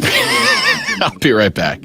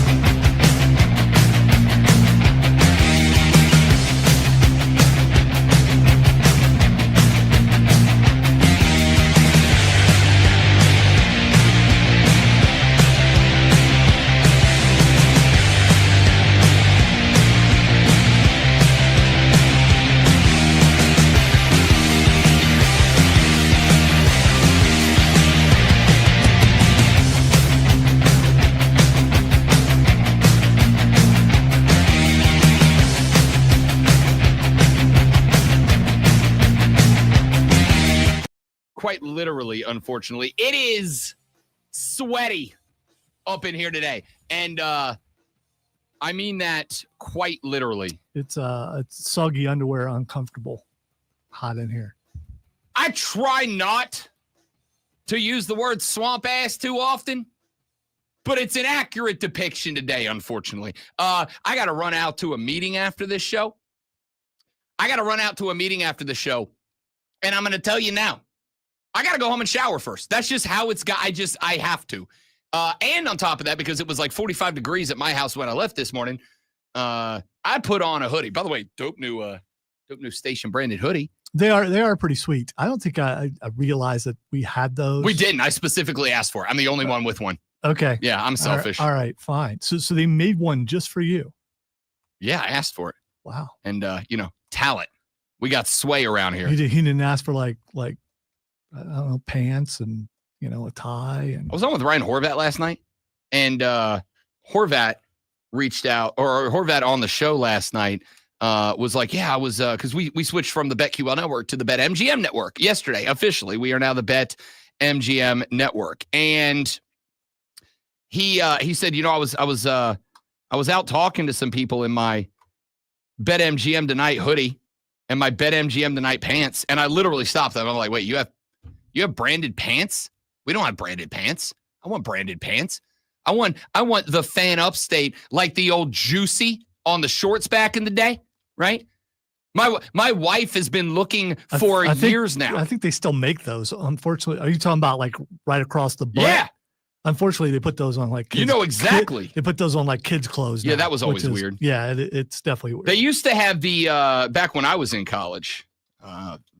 Young men be jealous. Back when I was in college, they used to make the cheerleader shorts, and they would have the name of the school across the rear end, across the seat of the cheerleader shorts.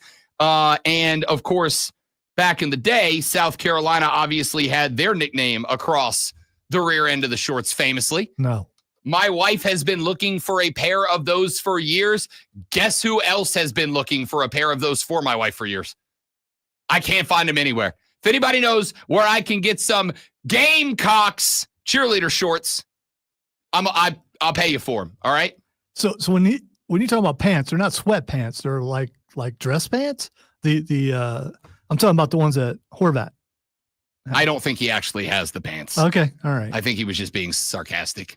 Also, he got you. Yeah. But also, I'd wear a set of slacks with the Fan Upstate logo square on the booty cheeks. I don't know that the station would ever do better. Ratings go through the roof. Are you kidding me? Through the roof. Where would you wear those? On my legs? Yeah, I know. But I mean, at what venue? Anyone I went to. Okay. Kidding me? I am always about promoting the brand. I'm guessing your other 37 jobs might go, yeah, that might be a little too much. Texter says 844-326-3663, by the way, is the number 844-326-3663. Kane said, do you sell the hoodies? Not yet. We don't. He just said there's only one and he's got it. I mean, no one else on the station has this hoodie, Kane. I'm the only one. So no. Now, that's not to say we may not in the future. So stay tuned. I'm completely shocked that Cole doesn't have one because he's Cole's a big hoodie guy too. He's a hoodie guy. Yeah, we're both sure. big hoodie guys. Had to make the request. Okay. Got a bunch of texts. 844-326-3663. 844-FANFONE is the number. Here's a couple of texts we've gotten since our last segment. John Dog texts the show, said, welcome to professional college football, the new Shield. I don't think he's talking about that Shield. I think he's talking about the Shield, like the NFL. But yes. So not Sierra, whatever. Echo. Correct. I forget what the H is. Hotel. Oh, okay. Sarah Hotel. India, Echo, Lima, Delta, Shield.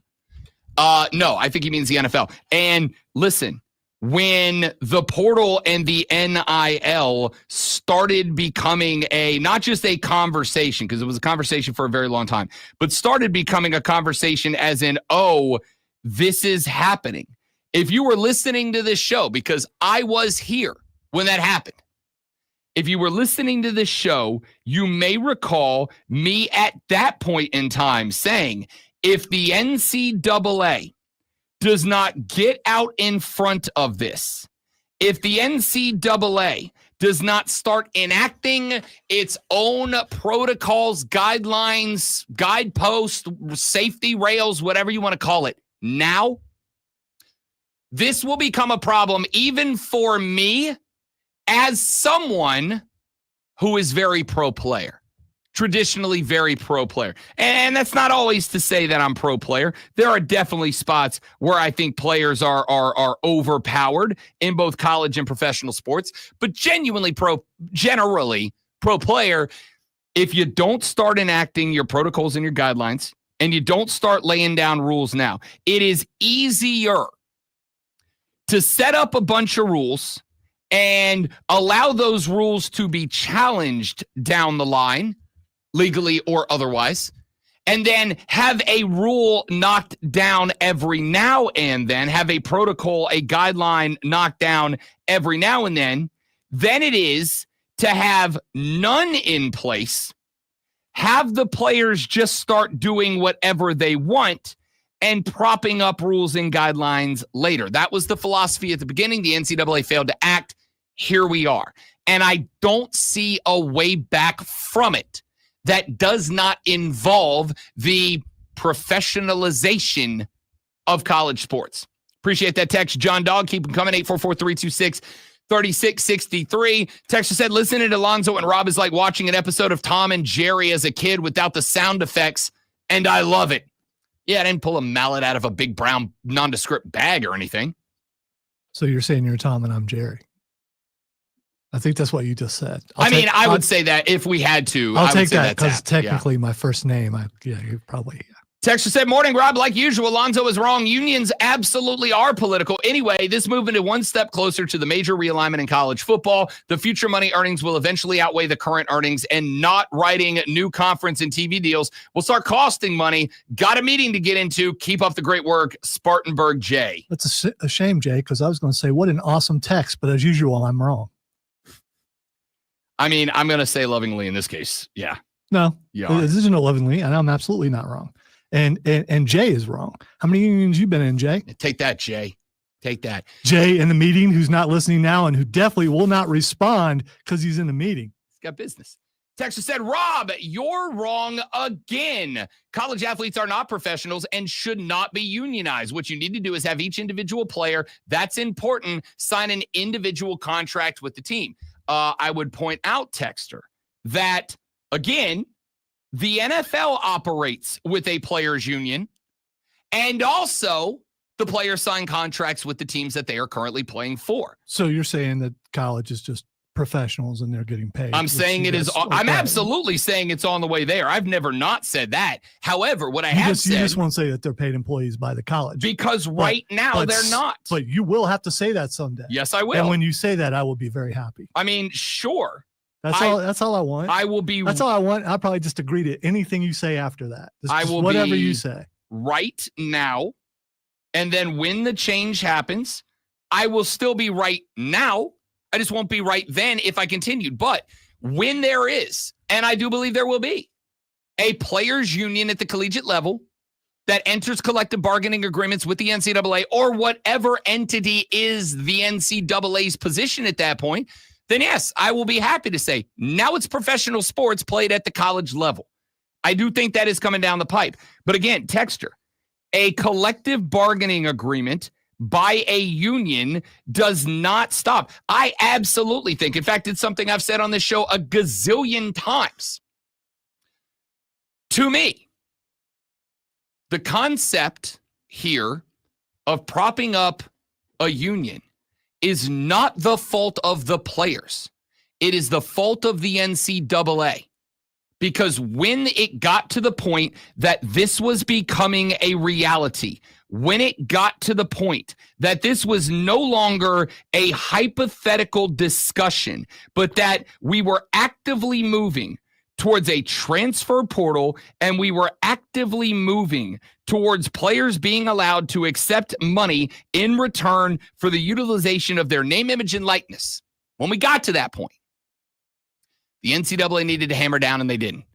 I'm not blaming the kids for taking everything that they were allowed to take. The NCAA should have said, we're keeping all this over here. We're going to allow you to do NIL, but we're going to put a limit down and then make the players fight to get rid of that limit.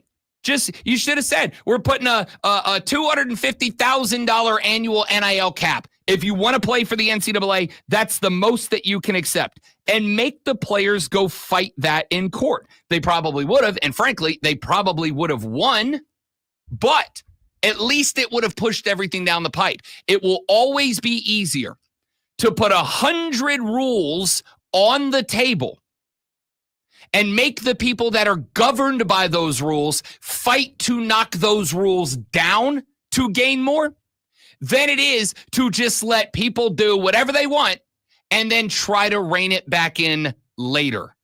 That's the point. Hell, that's the reason our entire political system is set up the way it is, checks and balances.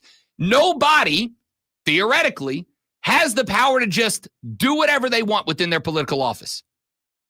They have to go through a series of rules and guidelines. And if they believe that those rules and guidelines are not correct, then they have to go through the judicial system to challenge them and have a lot of people put eyeballs on it and go, yeah, maybe you're wrong. Maybe you're right. I don't know.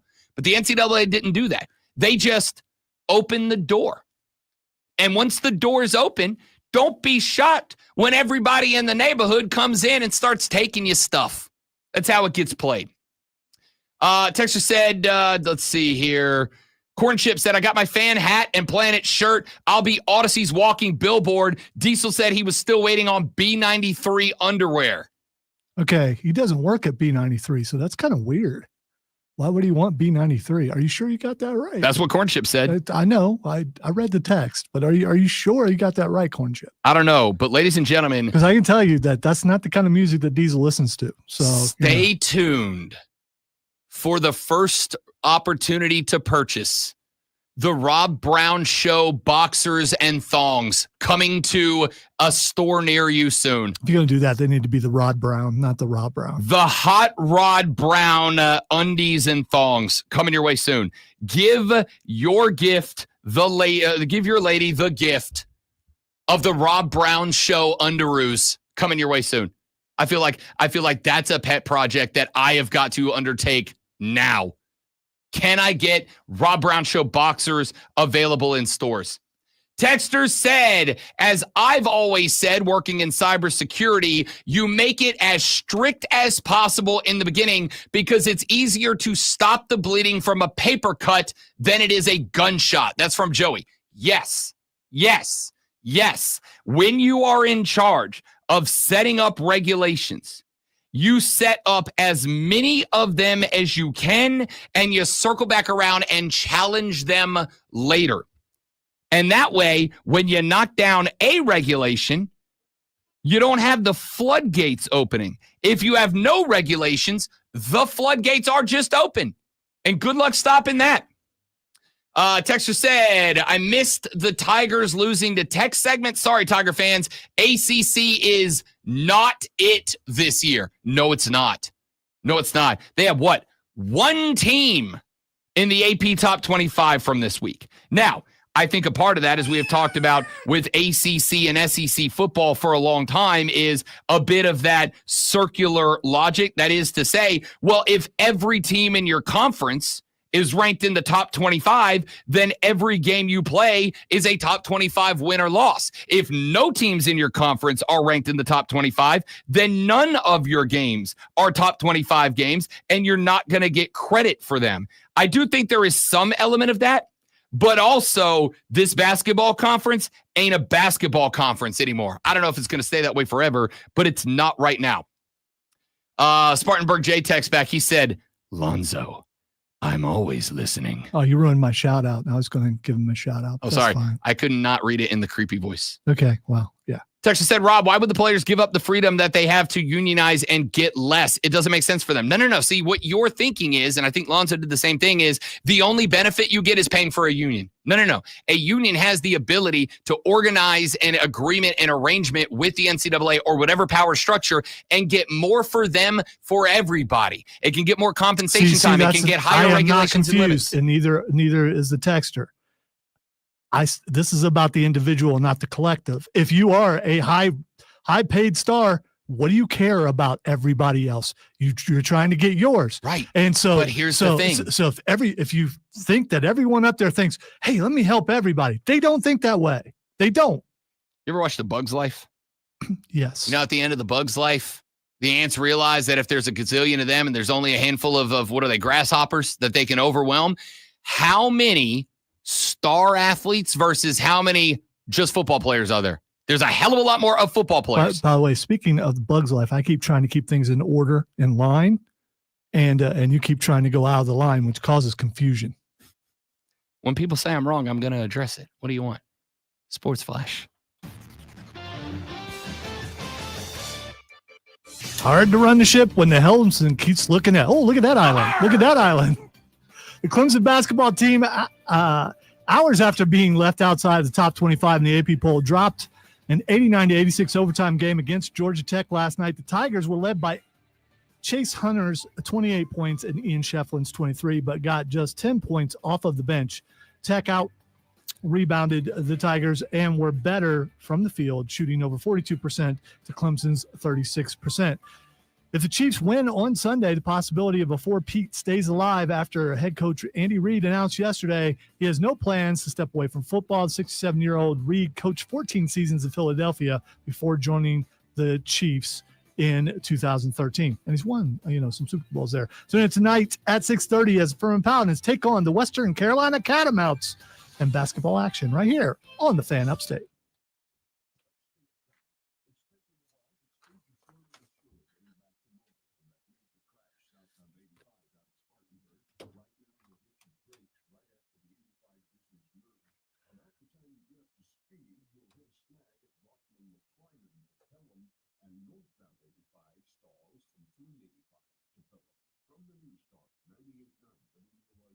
So, Kane, you automatically believe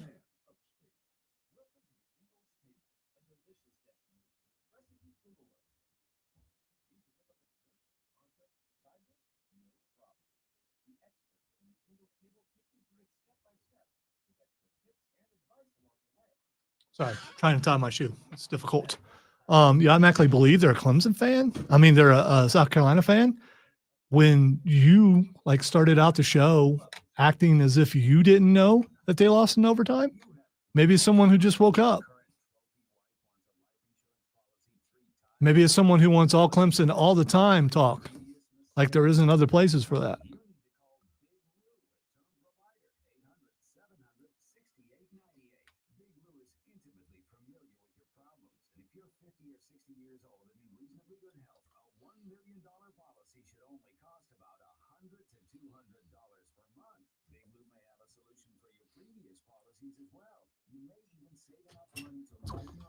My wife just found out that one of her bosses is a big wrestling fan.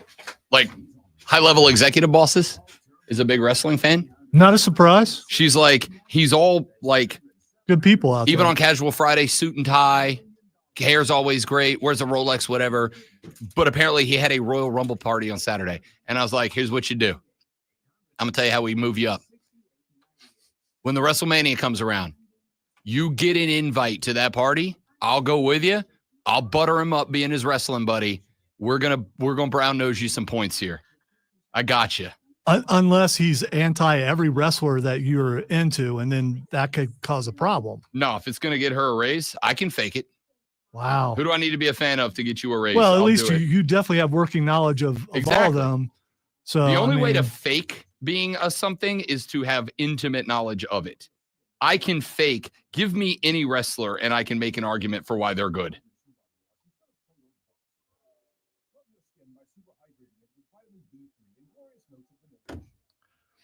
Awesome, Steven.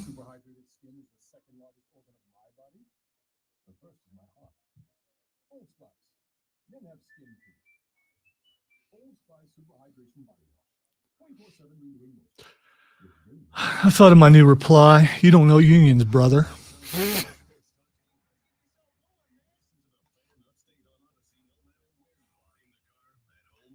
And my personal favorite, you've never been in a union, so you can't talk about a union.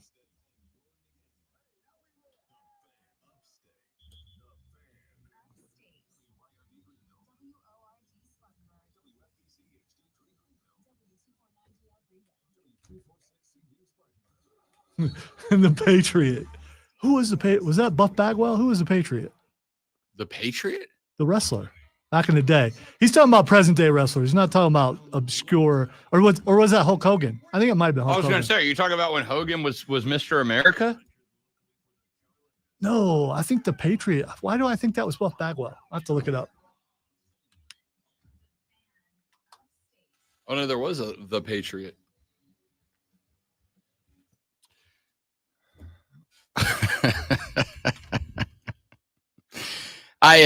Wow, they just showed you up right there. I know, right out of the gate. Right out of the gate. The wife is texting me. She's on her way into work. And she is letting me know that she just found out a moment ago that at the company she works for, which is their office is hour and a half up the road. So they're out of range. I can talk about it, I think, without getting her in trouble. That is unless... Yeah, because the internet doesn't exist and we're not on it. That is unless the person I'm about to start talking about listens to the show, which they might. But even if not, that's okay. All right? Because it's radio gold. She has just found out that one of her bosses, who is relatively high up in the company, she works for a big company, like an international company. One of the bosses that runs the region, relatively high up in her company, suave dude, suit and tie, wears the Rolex, right? Like he's just always on. Big wrestling guy, big wrestling fan. And so I told her, I was like, boom, we're about to get you a promotion. You get an invite to a WrestleMania party. I'll go there. I'm going to butter him up with the wrestling talk. You swoop in with how much you love working. We'll get you that promotion. Done and done. She's blown away that this cat, this wildly successful, like stereotypical executive that runs a Fortune 500 company in every movie you've ever watched,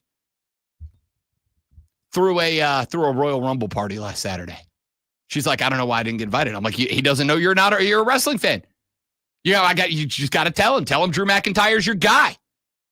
You'll be in like Flynn, man. We'll get you there. Just do they have a casual day there like on Fridays or something? Because she could roll in with some merch. She works from home on Thursdays and Fridays. Ah, okay. So I don't know. She's only got to drive up there a couple of days a week. But I told her, I was like, I'll tell you what we're going to do. We're going to get you some like gold fish scale shoulder pads. Cody Rhodes style. Roll up in there and hit him with the whoa. How about a fake? He'll be impressed. Fake neck tattoo. To do that. All right.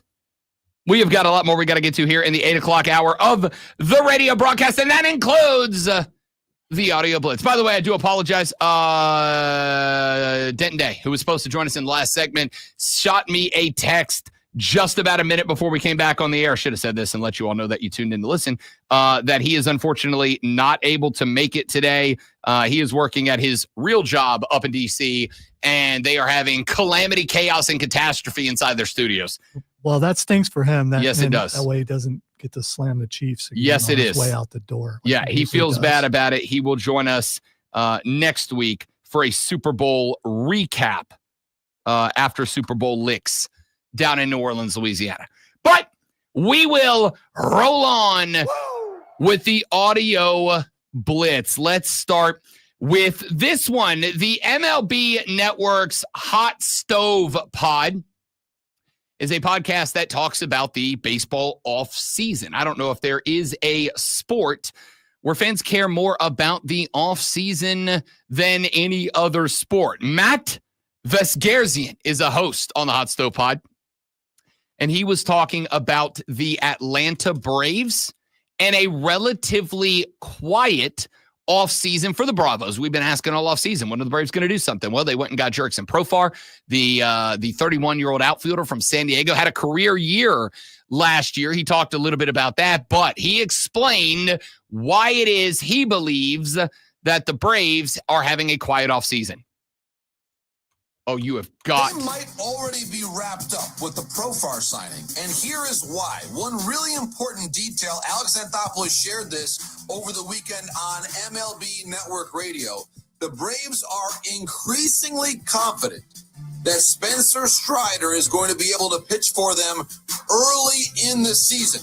This is news that Strider is, I won't say ahead of schedule, but really meeting every checkpoint for him to be a key part of the Braves rotation.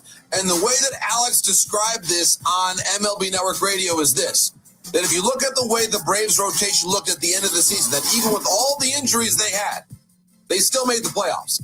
That Strider will, at some point initially in the season, replace what they had with Max Fried. And that they hope that either Grant Holmes or Ian Anderson, who was once a 2 or 3 starter on some of their playoff teams, that either Holmes or Anderson can replace the production they had with Charlie Morton. So, Matt Vesgerzian says that he believes that Alex Anthopoulos and the Bravos are very comfortable with where they are right now. Says that they believe Spencer Strider will be available. Remember, Spencer Strider coming off the elbow surgery. The belief has been that Spencer Strider would likely not be available until, a third of the way, maybe later into the season. But according to this report, whether Strider is just ahead of schedule or maybe the rehab's going better than they thought or whatever, the Braves believe that Spencer Strider will be available for them sooner rather than later. And good, great. I don't think, especially with Max Fried splitting town this offseason, I don't think the Braves can make a run even at the National League East. Forget the National League as a whole. I don't think the Braves can make a run for the division without Spencer Strider being available for a majority of the season. And of course, you are also working on the assumption that after elbow surgery, I forgot what that body part was called for a second, elbow surgery, that Spencer Strider, again, is going to come back and be the same guy. There's no guarantee he is going to be able to come back and be the same guy. So I I don't like this that much. Like, I'm glad that the Bravos are optimistic, but also he's a GM of the team. What do you think he's going to be like? We suck. We suck. We're bad. We got to, like, we're not doing it. No, of course not. He's always going to say, yeah, we're good with where we are. We like where we are. I'm not. I think the Braves need to do a little bit more. I don't think they're there yet. But according to Matt Viscarsian, he's good with where they are as it stands right now. We'll find out. I want to get to this one. This one is from the Wager Talk podcast, which I found yesterday. There is an interesting trend that has been playing out in the Super Bowl, and it is a trend that is undefeated as of the last 10 times that this trend was set up. And it is a trend that if it goes to 11, means that we have a game on our hands on Sunday. This one shocked me. I had to run this 3 times, and then I had to manually go through each year to make sure it was accurate. I figured there was something wrong. The team that had a first-round bye, like Kansas City, playing an opponent that did not have a first-round bye, since 2003, it's occurred 10 times. The team that had a first-round bye, 0-10 against the spread. The team that had a first-round bye is also 1-8 straight up. And the only team that won with a first-round bye was back in 2009. The Steelers beat the Cardinals but did not cover, and that was on a last-second touchdown. I mean, can you imagine that it's almost on an 0-9 straight up in ATS streak? So is that true, though? I thought a couple of years ago the Chiefs had the first-round bye. Correct, but so did your opponent. It is a first-round bye against teams that did not have a first-round bye. When both 1 seeds have matched up, or dating back to when the 1 and the 2 seed both got a bye, when 1s and 2s matched up with 1s and 2s, a team with a bye playing a team without a bye. And I also went and verified this because I'm like, there's no way that's real. Against the spread is 0-10 straight up is 1-9, and the 9 was that wild final pass by the Steelers. Now, the spread number, because you might go, wait a minute, Rob, that doesn't mean the Chiefs are losing. It just means they won't cover. Correct. The spread is 1.5 points. The spread is 1.5. And here's the other thing. No team's ever won 3 in a row. So, I mean, all those other things are like beneath the main stat that no team's ever won 3 Super Bowls in a row. Oh, for sure. There's a put it this like way. You're looking for all these other reasons to prove that the Chiefs are not going to win. No, I don't think I'm it's not talking about you. I'm talking about other people. I really think it is more along the lines. And keep in mind, this is from a gambling podcast. And what I can tell you, Zoe, is as somebody who works in the wagertainment industry, at least for me, and I can tell you this is true for Cody Decker. I can tell you it's true for Ryan Horvat because we've had this conversation in the past. All 3 of us share one thing, which is rule number 1, we don't bet on our own team because I don't care how good you think you are at it. You are not capable of separating your head and your heart. Very few people are, and I'm not just talking about sports. I'm talking about life in general. Once you establish a belief, it is very hard to act in a way that goes counter to that belief. I don't bet for or against my team because my heart wins that discussion most of the time. But when I talk about any other game from a gambling perspective, I do not care who wins or loses the game. I care about, am I going to win my bet, right? Am I going to cover? Am I going to hit my prop numbers? Am I going to win my bets? And that's why I keep the top on that one. My thought here is, when it comes to this, my heart is beating fast. That was close. Yeah. That's why I keep the top on that one. The thought here is, I don't bet on trends until a trend becomes overwhelming. And then I bet on the trend with the knowledge that streaks are made to be broken. So this one is kind of interesting to me. 0-10 against the spread are teams playing in the Super Bowl that are coming off of a bye and playing a team that is not coming off of the bye. 0-10 against the spread, 1-9 straight up, and that one was a miracle touchdown on the closing play of the game. So they are quite literally a shoelace away from being 0-10, just straight up, forget the spread number. That is a wild number. And that number plays into this conversation because of the fact, obviously, that the Chiefs had the bye and the Birds did not. But also, you put that up in with the conversation, as Lonzo brought up, that no team, no dynasty has ever three-peated before. What I'm saying here is the Chiefs absolutely can win this game. The Chiefs are favored to win this game. But there is no history that gives a trend that favors the Chiefs. Every bit of NFL history goes against the Kansas City Chiefs, which I think, unless you are buying in, unless you are leaning into the Chiefs conspiracy theories that the refs are influencing games, which a lot of you are, and that's okay. It's your prerogative.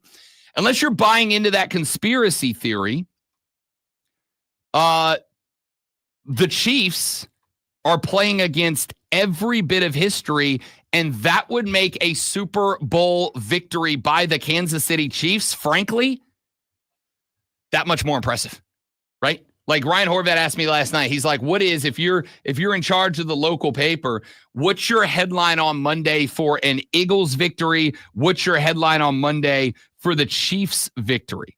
And the reality for me is, if the Chiefs win this game, regardless of how I feel about officiating, which I think has been bad. Again, I know for a fact that the Atlanta Falcons got jobbed out of a win against the Kansas City Chiefs on a no pass interference call that was a textbook call that didn't get made. I'm glad you went that way, because I was going to ask you, the Chiefs win the Super Bowl, but they win on a supposedly bad ref call. Doesn't that further your cause for robo-umps? So shouldn't you be rooting for that? I'm talking about you individually, who has decided that this is the thing that needs to happen, and you are on the forefront of robo-umps and robo-refs. Shouldn't you want the Chiefs to win because of a bad call? No, because I want... Because the outrage, like there isn't already, but the outrage is that there would be because of that, might actually force the league to move forward with what you think should happen. No, because what I don't want, I am coming up on 40 years old. If I live to the average age, ticking, by the way. I know. If I live to the average age of Americans, average age, I have 33 more Super Bowls. Okay? In total, 30. I've seen more Super Bowls than I have left to see if I live to the average age. Is that counting this one? No. Okay. Well, yeah, no. I get so. So I have 34 more Super Bowls. Wow. I've only got 11. Man. I have now seen more Super Bowls than I will see before I die. Okay? I want the integrity of the game to be at the forefront. The reason I am Team Robo-Ump is because it's not, in my opinion. I would feel so much better if this game ends and Kansas City wins this game and there is zero conversation about bad calls. Yes, it would probably further delay my desire to see robo-umps, or at least as much tech as we can get into the game. However, what I want to do is be able to come in here on Monday and have a conversation about how Zoe and me and everyone in the Armada got to witness NFL history. I would love to be able to come here on Monday and open up the phone lines, open up the text line, 844-326-3663, by the way, open right now. Open up the phone line and open up the text line and have conversations with the Armada about how we saw a team, a franchise accomplish something that no NFL fan has ever seen before. Something that, realistically speaking, we may never see again. at least not during my lifetime, statistically speaking. I want to be able to talk about that. If there is a questionable call, I am saying even one of them in this game that seems to benefit the Kansas City Chiefs, you know what, I know it. It's all we're going to be talking about on Monday. Not because it's all you and I want to talk about, but it's because that's all the people will be talking about. And we are, if nothing else, men of the people. So we'll see how it plays out. But no, I want to have a high integrity Super Bowl. It's the biggest game of the year. If we don't have a high integrity Super Bowl, we don't have a high integrity league. And at the end of the day, I want that more than I want anything else. All right, when we come back, I got a couple more clips for you before we get up out of here. Rob Alonzo and you, the Rob Brown Show, the Fan Upstate. We're leaving early today or something? I mean, before we get up out of here.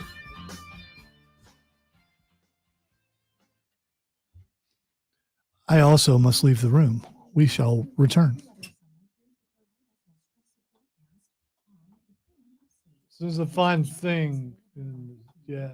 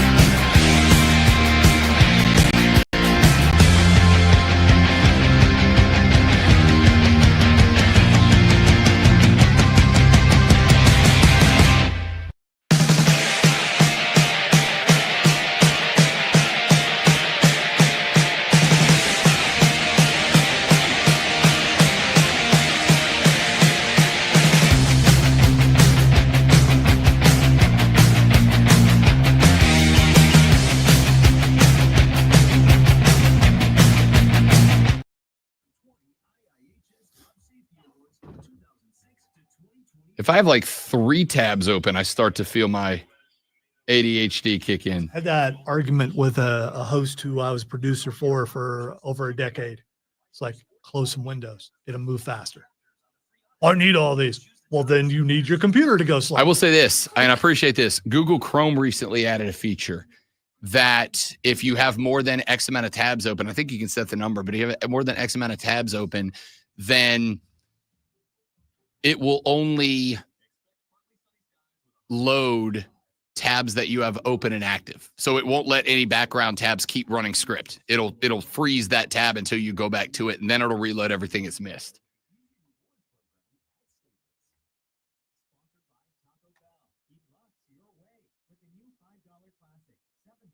I rarely have the text line up because I don't like having an extra window open. I have, my setup is my soundboard up there, the text line and the stream window both on here, and then I run the show from down here. I only bring up the text line when we have a heated argument just to see how many people really disagree with me.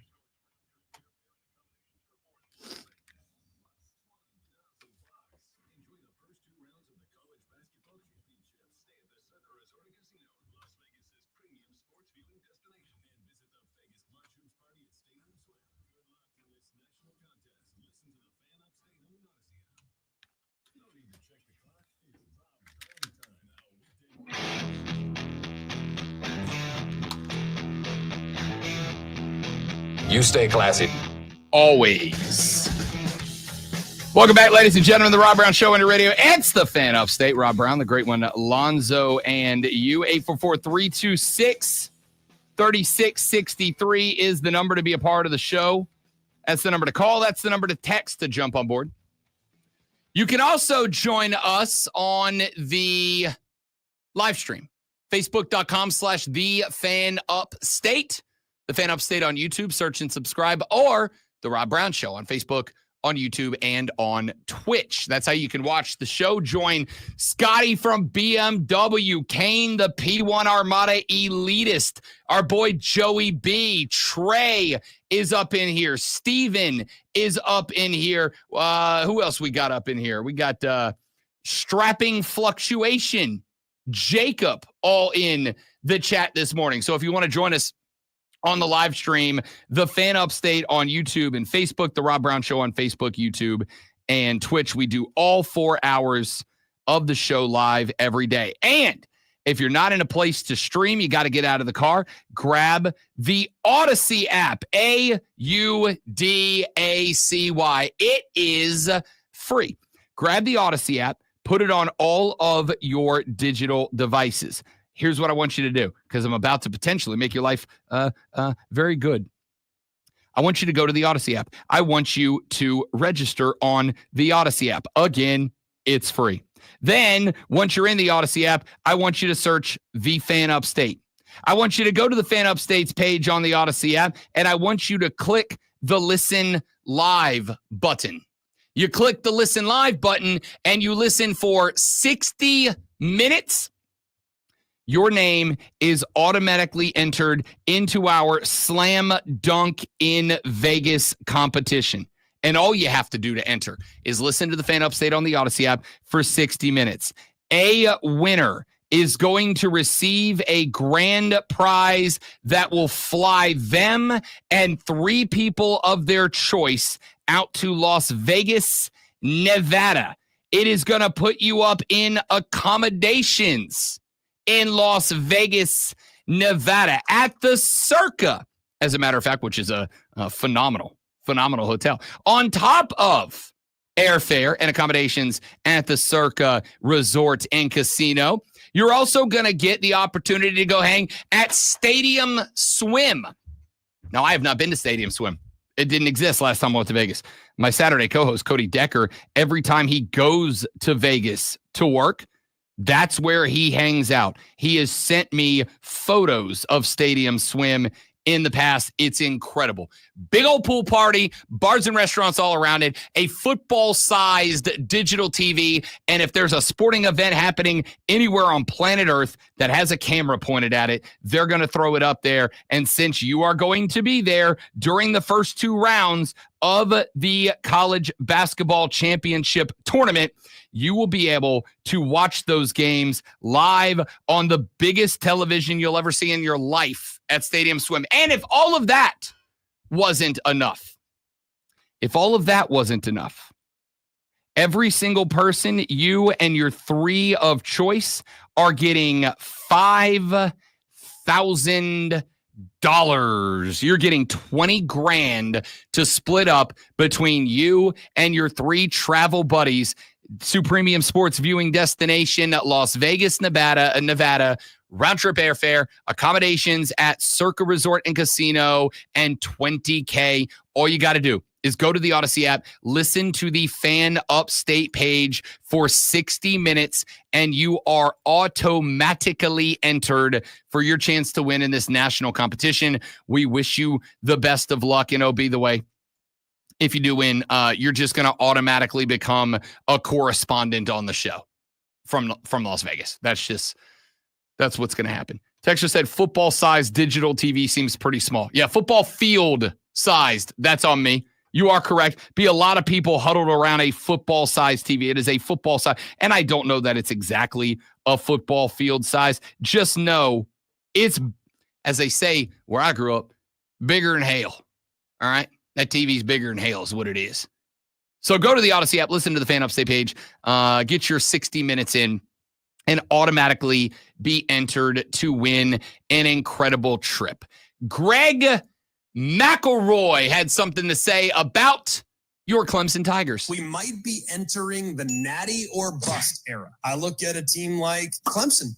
Look at how many pieces have been brought along slowly over the last couple of years that have kind of, all right, hang on. All right, so Cade Klubnik, now year 4 at Clemson. You look at some of the pieces. Yes, they lose a running back, sure, but I think they're going to be okay there. You have veteran presences along the offensive line. Their receivers were freshmen, sophomores the last couple of years. Now they're all back. Defensively, you had some freshmen and sophomores that were really good. Now they're juniors and seniors in some cases. Like Clemson could be that team this year. And if you need any more of an indicator, just look at how these coaches approach the coaching carousel from a coordinator standpoint. You think it's an indicator that Dabo Swinney was able to go out and get Tom Allen, the defensive coordinator from Penn State, to come to Clemson? That wasn't a cheap move by any stretch of the imagination. Greg McElroy says he believes that the Clemson Tigers may be entering natty or bust territory. Now, I did have one thought before we get into whether or not the take is right, which it is, and I don't disagree. I do have this question that I would ask Mr. Greg McElroy, who, by the way, I think has actually become a pretty good broadcaster. Honestly, I think Greg does a good job. Greg McElroy, what does or bust mean? What does or bust mean? I mean, if or bust simply means any season that doesn't result in a national championship, which I think, as much as I'm glad there are more teams able to participate now, I think it's going to be harder than ever before to win a national championship. I genuinely think if we see repeat winners, which the Ohio State Buckeyes, I believe, are odds-on favorites to win next year's Natty. Why? Because you got a real good football team. But no coaching staff. That's a concern. You got Ryan Day. I know. If Ohio State repeats, I think it'll be a small miracle. Okay? I think with a 12-team playoff, and it's only going to get more difficult when they expand it, and they will expand it. But with a 12-team playoff, and with the amount of money that we are seeing going around to coaching staffs now, Ohio State lost Jim Knowles, their defensive coordinator, over to Penn State for a salary of over $3 million. That is for a coordinator, not a head coach, a coordinator. With the amount of money that schools are willing to begin or have begun and are willing to throw around nowadays, I think, much like happens in the NFL, a team wins a Super Bowl, and what happens? Every single player who participated in that journey is getting money thrown at them. If you are the coordinator of a Super Bowl, hell, not even winning, appearance team, your name is automatically put onto the list of hot coaching prospects. Kellen Moore is being considered the last standing coaching prospect and probably will be the coach of the not my New Orleans Saints next year. And it is going to be because the Eagles are under his offensive leadership in a Super Bowl once again. College football is throwing around fat stacks right now to coordinators, $3.2 million. I don't know where on the spectrum Tom Allen's salary at Clemson is. I do know, and there were some other factors, his kids live in the Carolinas, so he's a lot closer to his kids, and I'm sure that's a massive deal. But I suspect he ain't getting chump change from Dabo's staff, right? He ain't getting chump change. So I think it's going to be real hard to repeat moving forward. And therefore, my question for Greg McElroy would be, if you're going to say next year is natty or bust for Los Tigres, what is the or bust? Fire Dabo Swinney because he doesn't win a natty? It's not easy to do. Retool the entire program because you don't win a natty? It's going to be harder to do. I want to know what Greg McElroy considers or bust. However, I will say the points that he made about why it's or bust are pretty good. Let's take a break. Alton Brown, you know, the TV chef, he had a string of hot food takes yesterday that I want to get to. I'm going to see if Lonzo's on board or not. Back after this on the Rob Brown Show on the Fan Upstate. Yeah, you got me with that one. Like, what? You know who Alton Brown is? I have heard of him before. Okay. And if I looked them up, I probably would know him. Because I've watched a bunch of cooking shows with my wife. You'll definitely know Alton Brown. Alton Brown is my favorite TV chef. And it will not yes, I know who he is. It will not shock you why Alton Brown is my favorite TV chef. It is because for a number of years, Alton Brown hosted a cooking show that was based on the science of food. Like why foods taste the way they do, why they interact with each other, why certain things go with certain things, but not other things. And on top of that, he's just a funny dude.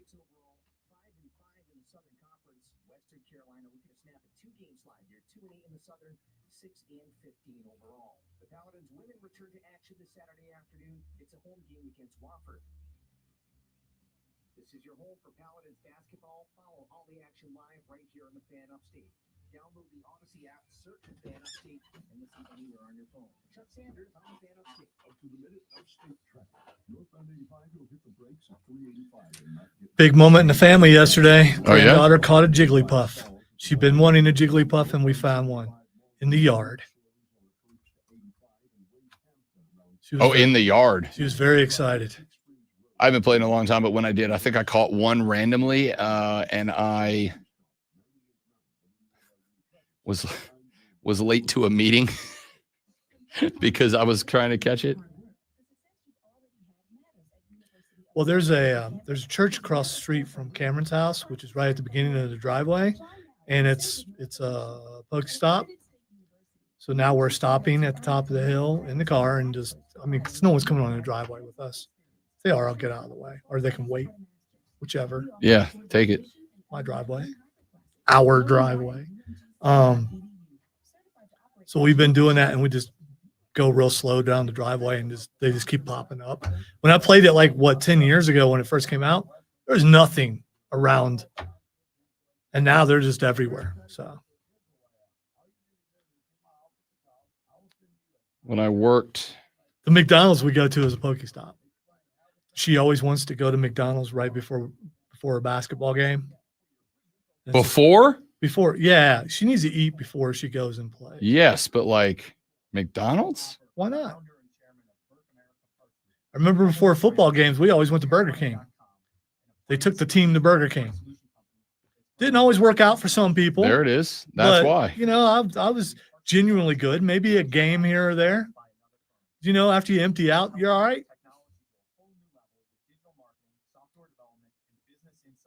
There ain't nothing like a hungry kid out there trying to play and trying to concentrate. It's already hard enough for them to concentrate when they're that age.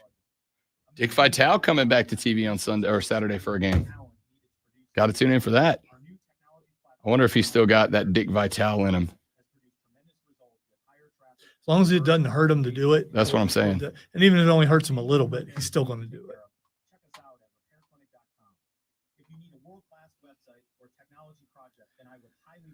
If your ribs hurt every time you got animated, you're still going to get animated. You'll just deal with the pain later. Throw some ice on it. Totally different situation for him, of course. But it's cool that he's able to come back.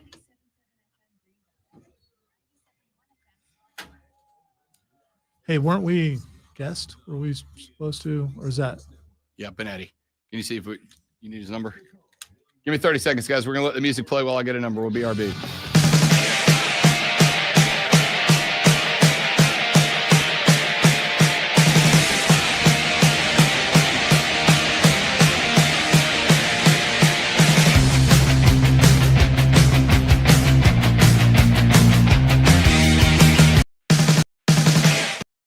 The Rob Brown Show back on your radio. It's the Fan Upstate. Rob Brown, the great one, Lonzo, and you.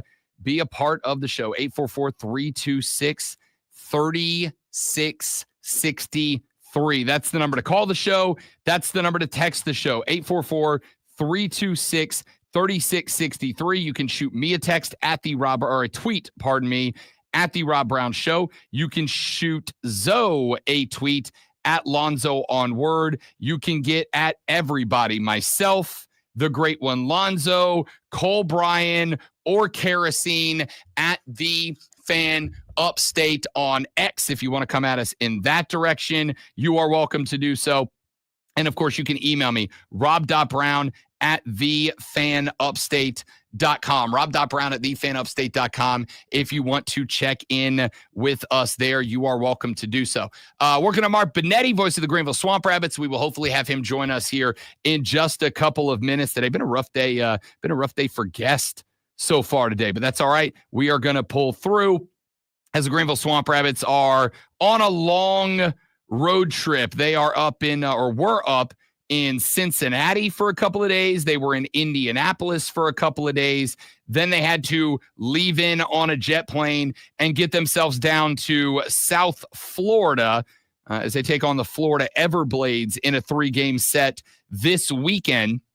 They'll be on the road one more time in Atlanta next Wednesday afternoon, and then the Bits will return to the Well next weekend for a 3-game home stand. It'll be good to have the boys back at the Well and a really big weekend of games coming up, but the Bunnies right now, bit of a heater with a couple of back-to-back dubs over the weekend, including for the first time in Greenville Swamp Rabbit history, back-to-back Hatties from a young man by the name of Tate Singleton, which you haven't come out and seen this kid play. You're missing out. He's lightning on skates. And I know a guy who was in the building for both of those back-to-back Hatties on the road, the guy who was electricity on the mic when it happened, the man that is the voice of the Greenville Swamp Rabbits, joining us now from parts unknown, the legend himself, Mark Benetti, here on the Rob Brown Show and the Fan Upstate. What's up, you road warrior? So 2 notes here. First and foremost, lightning on the mic. I've never heard that one before, and I think that has to be probably one of the best tire pumps I've ever received in my career. Parts unknown, I am in Fort Myers, Florida, not too far away from your favorite city in Florida, but nonetheless, that's where I am right now as we get set for what's going to be an absolute gauntlet this week against the 3-time defending champs. First off, Absolutely lightning on the microphone, Mark Benetti. That's why we have you on the show, because of that exact reason. We got to have somebody that matches the juice, the gas, the electricity. You're the guy, man. So I stand by that. Number two, before we talk Bunnies hockey getting set for a gauntlet this week that wraps up with another roadie next Wednesday, how you holding up, pal? Because I imagine the miles are on the tires by now for you.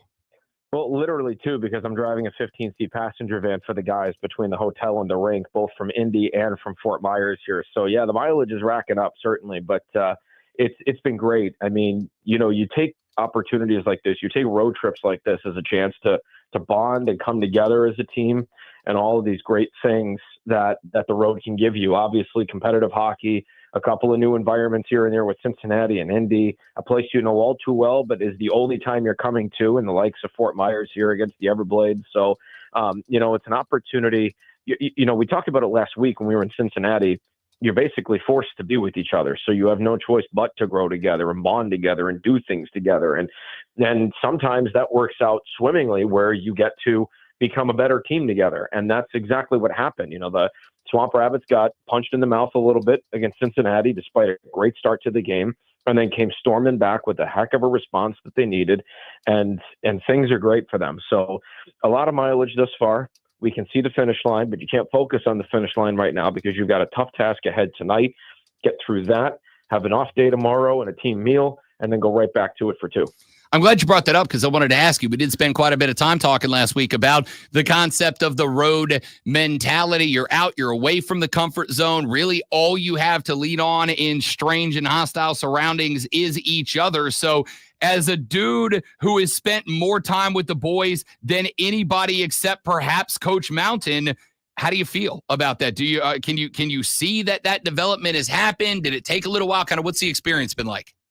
I do, absolutely. And, Coach Mountain will be the first guy to tell you the next time you have him on that it all starts in practice, right?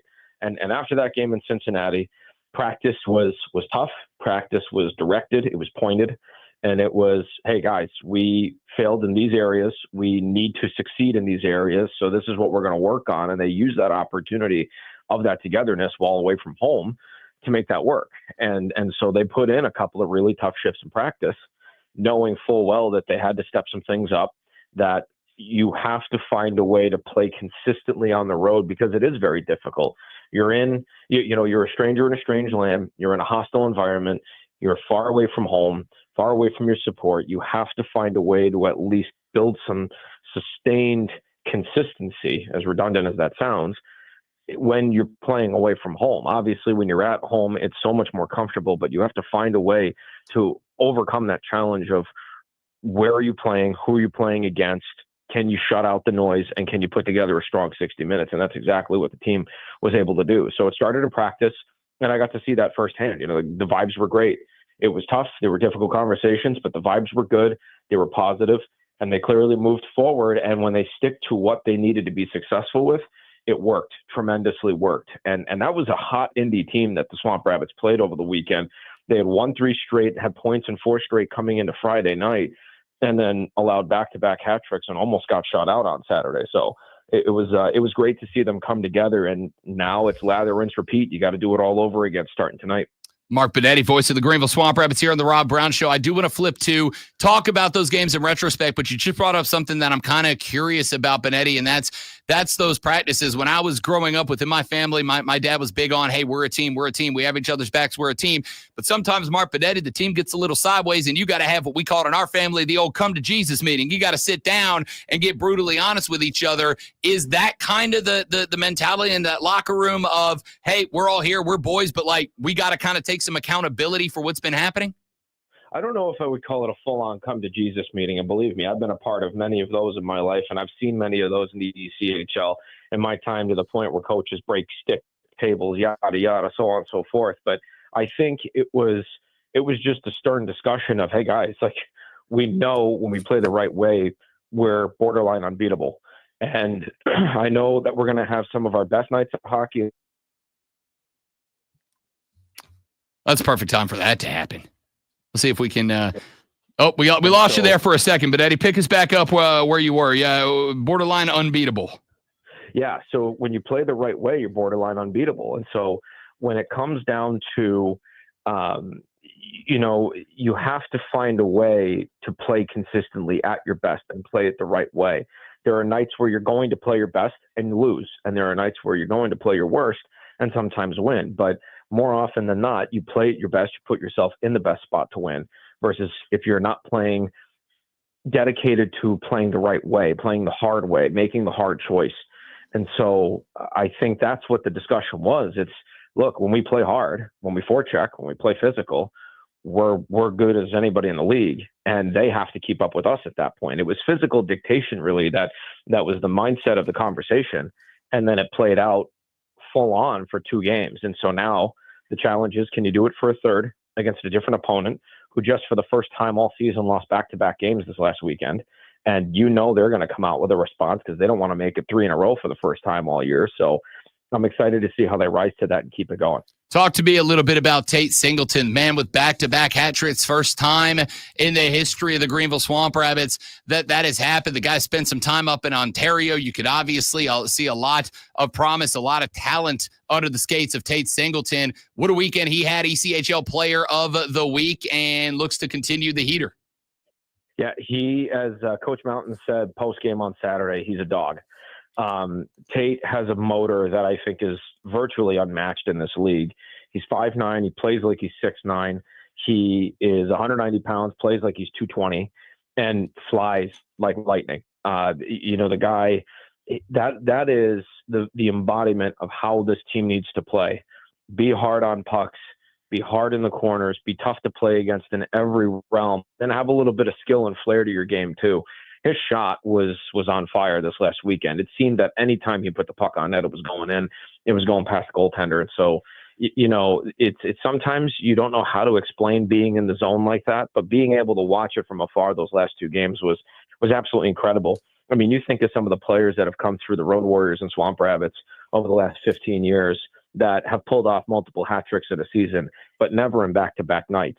And since the record of 3 consecutive hat tricks was tied in 1997 in this league, Tate has now been the 15th one in position to try and tie that record. So I'm excited to see if he can do it tonight. Of course, the task is very tall coming up against Florida to do it, but man, what a way to put yourself in the record books for forever if you could, doing it again tonight, become the 5th player in ECHL history to go 3 games in a row with a hat trick. And you mentioned doing it on the road against the Florida Everblades. Benetti, I've said for a while, like the South Carolina Stingrays are obviously the cross-state rival of the Bunnies, but over the past couple of years, these Everblades that play big, play physical, they're going to hit you on or off the puck, they're going to get away with everything that they can, have kind of become a bit of a long-range rival for the Rabbits. So how big would it be to go down there tonight, Friday, and Saturday, and maybe snag 2 or 3 away from them?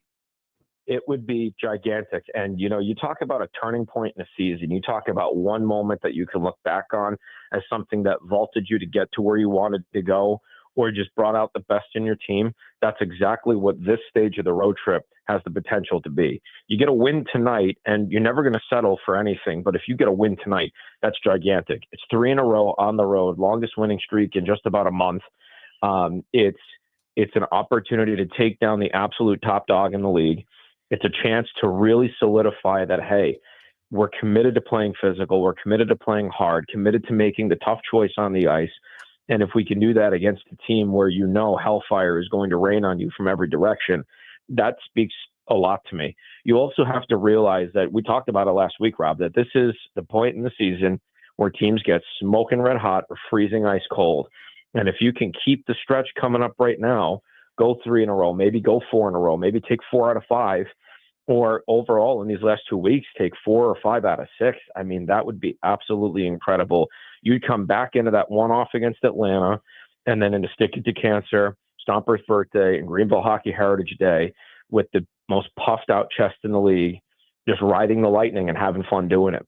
So, but again, it all comes back to playing the game the right way. The team proved that they could do it back-to-back nights. Can you do it for a third in a row? Can you forecheck hard? Can you hunt pucks? Can you not fly by your opponent? Can you finish every check and really make it known that you're there meaning business?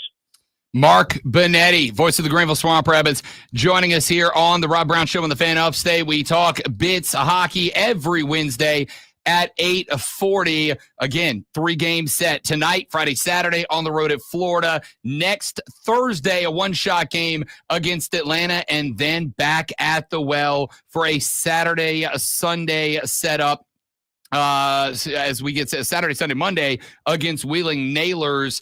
Build a little electricity, build a little fan excitement. Mark Benetti, my guy, you are lightning on the mic. You are a legend. Great job. Enjoy the call tonight. I'll enjoy listening, pal.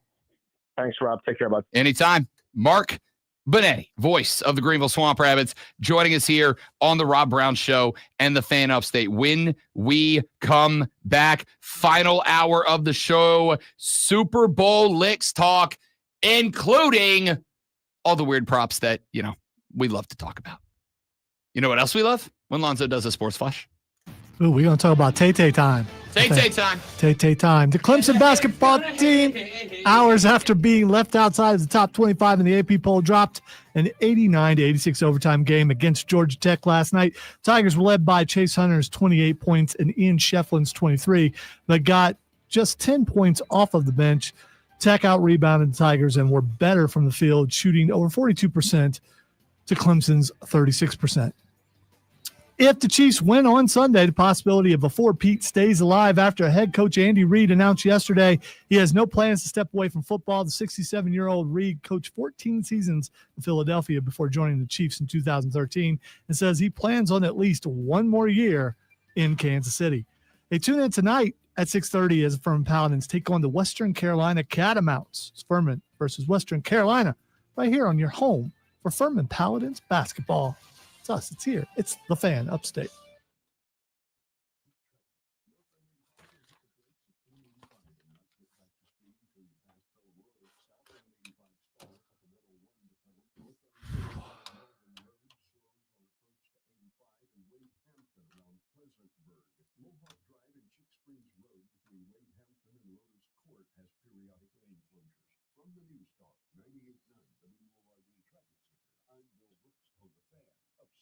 Starts out as a nuisance, and then you just put up with it. But then that awful joint pain impacts everything in your life. Walking, climbing stairs, even getting in and out of the car hurts. Hey, it's Charlie James, and I'm talking about that always there joint pain in your knees, your hips, your shoulder, and your back. There is good news. QC Kinetics, groundbreaking treatments for arthritic pain. Long-term relief is now possible. At QC Kinetics, their regenerative treatments are sweeping the nation. Tens of thousands of QC Kinetics patients will tell you, don't wait, make the call today. Talk to the local medical professionals. These new orthobiologic cellular therapies, including PRP treatments, can revitalize your joints without going under the knife. QC Kinetics treatments prompt your body to heal and restore those damaged joints. You won't miss a beat, and there's no downtime. So give them a call at QC Kinetics today. Get a free consultation. They're at 864-448-3772. That's 864-448-3772 in Greenville and in Nashville. 864-448-3772 QC Kinetics. Still getting around to that fix on your car? You got this. On eBay, you'll find millions of parts guaranteed to fit. Doesn't matter if it's a major engine repair or your first time swapping your windshield wipers. eBay has that part you need, ready to click perfectly into place for changes big and small. Loud or quiet, find all the parts you need at prices you'll love, guaranteed to fit every time. But you already know that. eBay, things, people, love. Eligible items only, exclusions apply. Are you a victim of the timeshare trap and think there's no way out? I'm Chuck McDowell, founder of Wesley Financial Group, the original timeshare cancellation expert. And I'm here to tell you that there is a way out. All you need to do is give my office a call. I will send you a timeshare exit information kit absolutely free, explaining how the it's strange because and your options for cancellation. it has cooled off, but it is so hot. But what's strange is that this is reading it as 70.5 degrees. It's not. It's not. It's better now than what it was when we got in this morning. And it's hard to do an energetic show when your underwear is wet. I'm just saying. Unless you're into that sort of thing, which I'm not, and I don't believe Rob is either. Well, I want to get a second opinion on the temperature in here. Okay. So, You couldn't tell the difference when you walked in as far as. I have opinions. I'm full of them. I have so many. I probably have 2 on many topics. Well, you're playing both sides. I'm a walking conundrum. Contradiction. That too.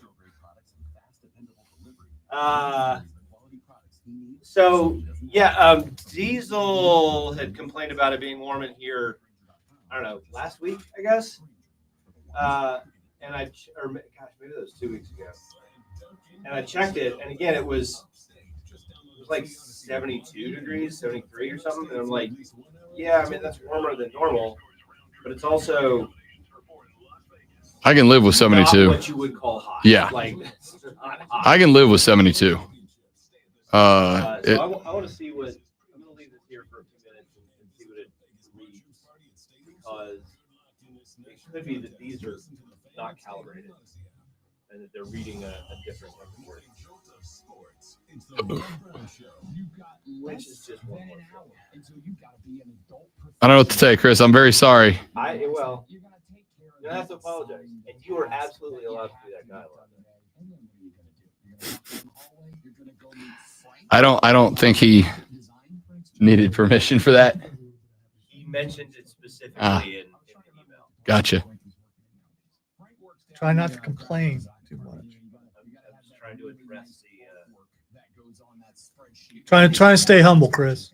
And I know who I am. I know. But it's hard to do when you're this damn good. So, I mean, there's that.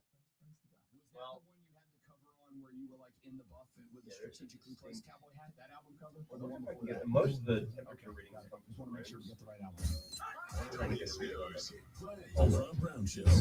Cooler than in here. It's cooled down just him holding the door open, but we can't leave the door open. Kane, you come to a Swamp Rabbit game any week you want, buddy. Let me know if you do. I'll come up and say hi. Be happy to. You're probably affecting the temperature on the. I can feel the cold airflow coming. No, from that door. he's gonna make it seem not as hot in here.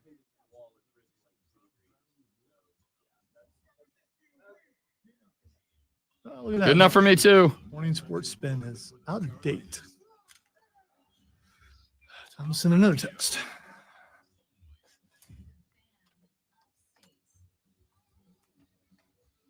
I'm a winner. I know how to win. Hashtag facts. Welcome back, ladies and gentlemen. The Rob Brown Show is on your radio. It's the Fan Upstate. Great to have you back, dudes and dudettes. Rob Brown, the Great One, Lonzo, and you rolling through the final hour of the radio broadcast. Prop bets. Isn't it amazing? He walks in and it feels like I think the air just kicked on. I'm just saying. No, it's just like 20 degrees cooler in the hallway and he had the door No, open. I'm pretty sure I feel something from over there. But Well, then Chris is a magician. A musician? I'm falling apart over here. he could be a musician. He might be. Actually, he's a wonderful singer. So if you consider the voice an instrument, I do. well, then he's definitely do. A great musician. See if we can get her to do a little like 4 non-blondes for us later. We both have heard it. Prop bets are one of America's favorite traditions in the Super Bowl. And I'm not talking about will Travis Kelce have 69 nice receiving yards in this game. I'm not talking about will Saquon Barkley eclipse 111.5 rushing yards. I'm talking about the weird ones. You know the ones I'm talking about. The length of the national anthem, et cetera, et cetera. Well, here's a few of them that you can get, and we will play through some of these over the next couple of days as we approach Super Bowl licks on Sunday afternoon. We start with kickoff props, or pre-kickoff props, I guess I should say. Here are some of the bets that you can lay down and know if you have won or lost the game before the game begins. We start with one that we got into very briefly yesterday. That is, and this is one of the hot topics, the length of the national anthem. The over-under is currently set at 120.5 seconds. That line, according to FanDuel, is on the dot 2 minutes. Will it be 2 or under or 201 and over. Zoe and I talked about it yesterday. We are both writing the over 2-minute national anthem, and I think it's a good pick. The national anthem this year being performed by New Orleans artist Jean-Baptiste. Jean-Baptiste is a piano player and a singer and a wonderful one. He is absolutely a magician on the ivory. But there's a couple of extra factors that go into why I am playing the over on the national anthem length. One of them is Jean-Baptiste is not just a singer and a player, but he is a guy that likes to inject a little bit of soul into his music. Soul being injected into music is going to draw it out a little bit by default, which I think is good.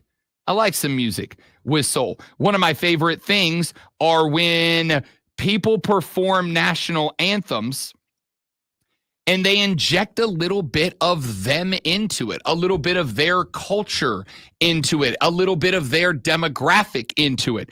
America is a melting pot of cultures and people. And I think that it is A-okay for our anthem to be modified to reflect that by allowing it to be spun into different sounds to represent all the different cultures that make up this melting pot that we call the United States of America. Jean-Baptiste is an artist who has an album out, Beethoven the Blues. It is a phenomenal album. If you are into classical music, jazz music, R&B music, bluegrass music, I mean, any type of traditional music, Jean-Baptiste takes classical songs, canon in D, etc., and he blues, jazz, R&Bs them up. They're phenomenal. It's one of the most entertaining albums that I've ever listened to. He is obviously currently on a promotion tour for that album. This is an opportunity for him to put his talent on display. He is doing it in front of the largest audience that he has ever or will ever play in front of, and that is not a slight. That's just a Super Bowl audience. Any artist who performs at a Super Bowl, national anthem, halftime, whatever, are playing in front of the largest audience that they will ever play in front of.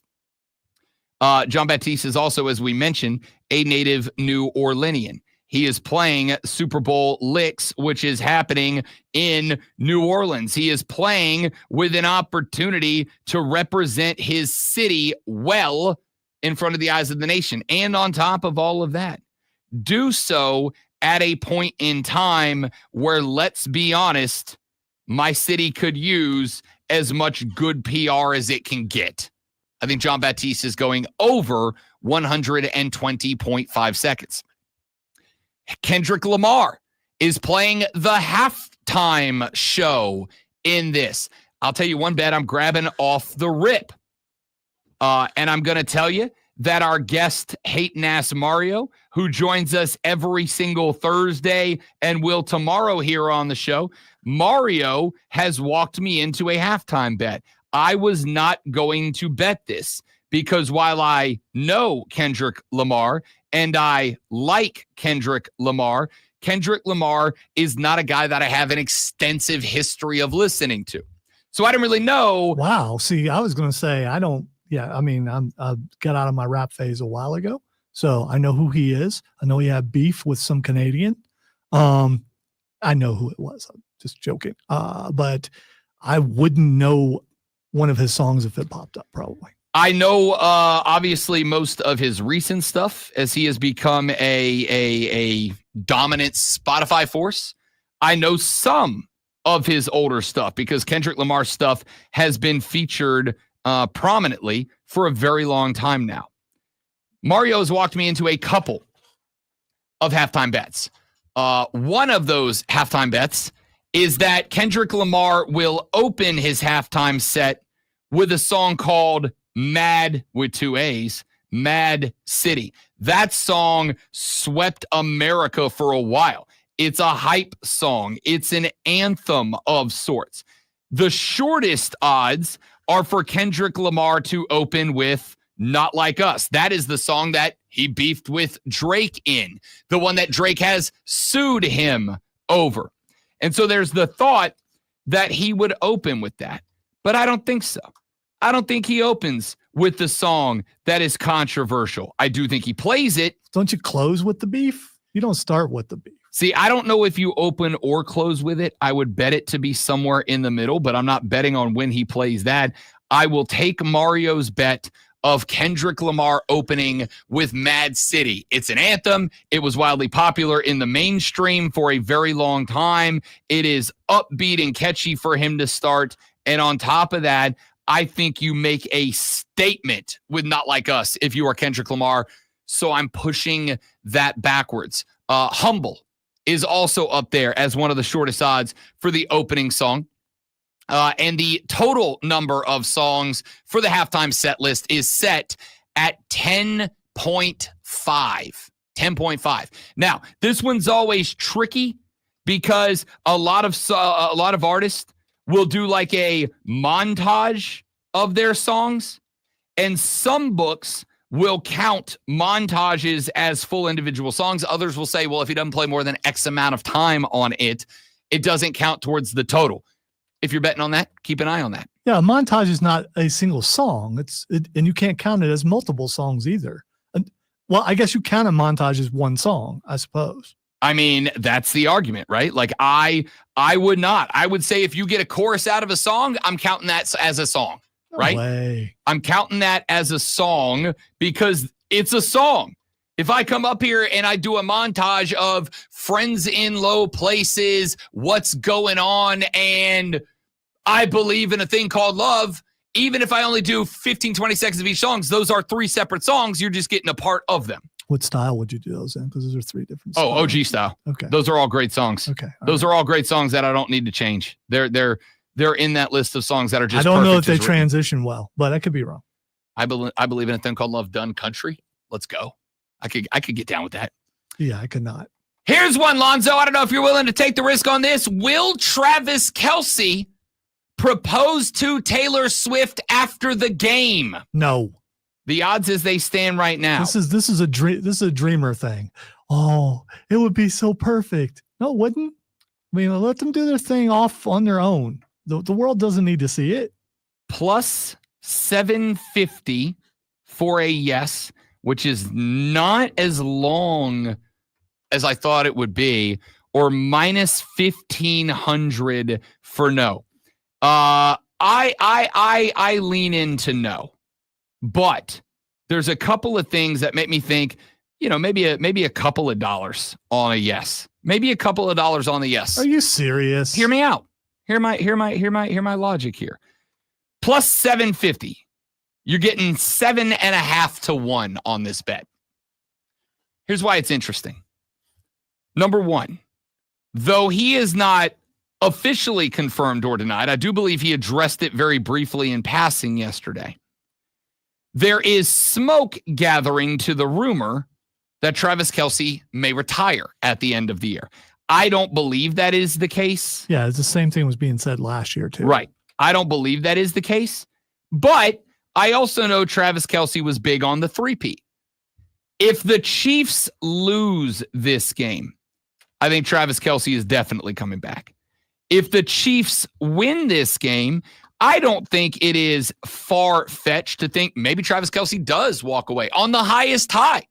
We just did something nobody else has ever done before. And if he's going to ride out on the highest high, and this relationship with Taylor Swift is a genuine and organic thing, there is one thing I can say about Travis Kelce. He is an entertainer at heart.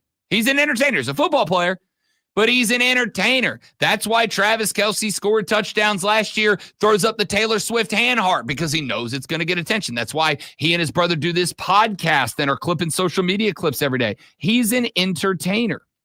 And if he's an entertainer that is genuinely, truly in love with the world's most visible woman, and he knows that no matter when and where he pops the question, if he intends to pop the question. It's going to be wildly covered and photographed. I could see an entertainer deciding to take the opportunity to have a huge moment in his life be done on the biggest stage he'll ever be on. If he really is about pushing the brand, there would be no way to push the brand better than to do it right there on the field. Why does he need to push either brand? Because brand is how you make money. Yeah, they're already making a lot of that. Yes. And do you know what people tend to do when they make a lot of money? Want to make more. They tend to want to make more. That's why I have 17 jobs. I make plenty of money here. I just like making more. Here's the other thing. Okay, the Chiefs just three-peated. They made history. No NFL team has ever won 3 in a row. Why would he make it about him? I don't think he would do that. He's been such a team guy. Why would he suddenly go, okay, let me overshadow this moment, this history by proposing? He's not going to do that. He's too much of a team guy to do that. I mean, could I not argue then that why is he taking time midweek during the season to step away and do hours worth of podcast recording? Because he's a brand. He's a brand. Don't be that guy. I get he's your guy, but he's a brand. No, he does his podcast from where he is. He doesn't leave and go somewhere to do it. He does it from his house or from the road. And, there's this thing when you get done with work, you go home, and football players do the same thing. So he's doing this in his off time. He's not taking away from practice or football time. Wait. I'm not just talking about the effort that goes into doing a podcast, which I am very familiar with. I'm talking about the fact that his podcast puts him out there as a big time talking head and face, right? And he's not going to take away from the team. He's not going to do that. Listen, I get he's your guy. I respect that he's your guy. Travis Kelce, the guy who did an entire reality TV show about himself, is absolutely a guy who wants to be in the entertainment industry. It wasn't right after they made history. He's not going to do that. I don't get the people who think this. He's not going to do something that says, hey, look at me, and dampen the moment that's happening right there for the entire team. Travis Kelce noted not look at me guy. All right. So you're saying, I'm saying it's a possibility. When they talk to him, he doesn't talk about his teammates and how excited he is for his team and how well everybody else is doing. That's exactly what he did. Did I say he was going to do it like on the stage while Al Michaels is handing him a trophy? Probably by far, the dumbest prop bet in the entire thing. And I haven't even heard the other ones. I know there's some pretty bad ones. That one's dumb. If you put money on that, you must have just disposable income. I'm thinking I might put a little sprinkle on plus 750 for the engagement. Why don't you just do America's favorite couple? Why don't you just give me that money? Okay. It's going to be like $10. Yeah. I will take that $10 and I will spend it in a way that will bring me joy. I need you to know. Now I hope it happens. Now I will celebrate. I will go buy one of those like 90s t-shirts that have the pictures. I'm going to get that of their proposal moment. Yeah, I hope it happens. Like someone else in your family wouldn't already be buying this. Winning Gatorade color being dumped on the winning coach, Lonzo. Purple is your odds-on favorite at plus 210. Yellow lime green at plus 220. Orange plus 440. Blue is 7-1. Red or pink is 8-1. And water/clear is 10-1. I'm going to go with red on big red. That's what I'm going with. Red on red. I like that. I like that as a bet. I like that. That's a long shot. But that kind of makes sense. I like that one.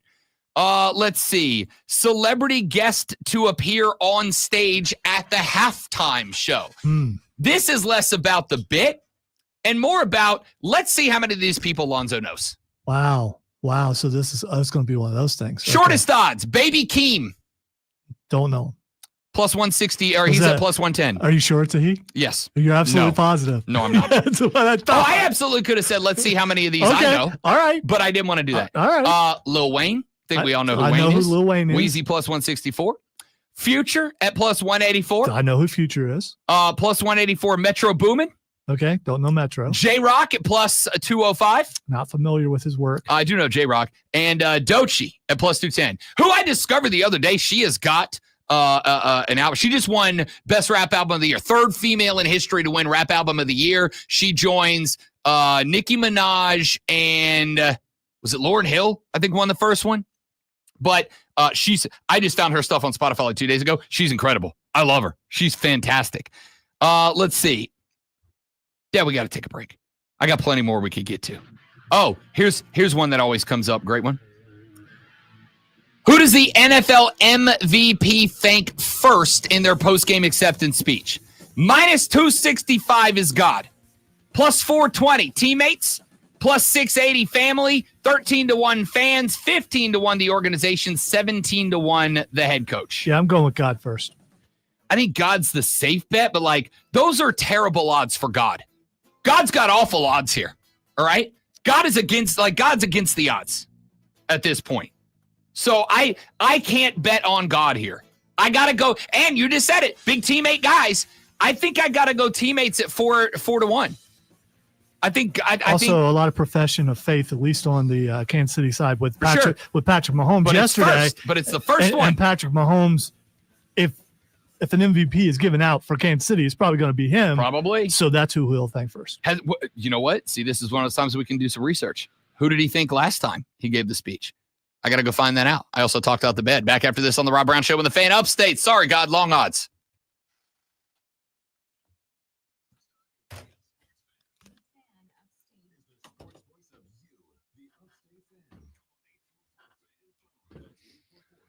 If you were going to be struck by something, hopefully the debris would not come this direction. That's all I'm saying, you know.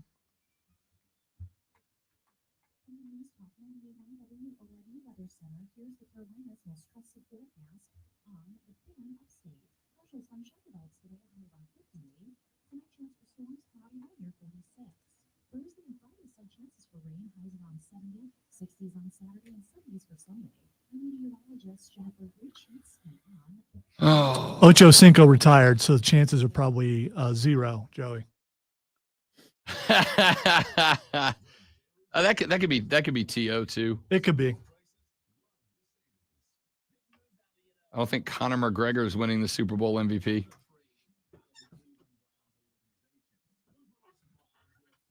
You notice how much cooler it is in here? And here's the thing. He'll come in, and he can look at the thermometer because it's been cool for the last 20 minutes. The thermometer is not going to show how hot it was on us the first 3 hours. Well, I think he documented it when he put it up. That's why he stood in here for a minute. It's an engineering trick. Yeah, he also stood there with the thermometer by the door, and the room got cooler, and so did the thermometer. I'm just saying. Just saying. Will there be a power outage on Super Bowl Sunday? Yes. Plus 870. That should be like plus 10,000. But where specifically? In the stadium? In the stadium. Remember that the Superdome is where the outage happened with the Ravens game when the power went out mid Super Bowl. That was in New Orleans.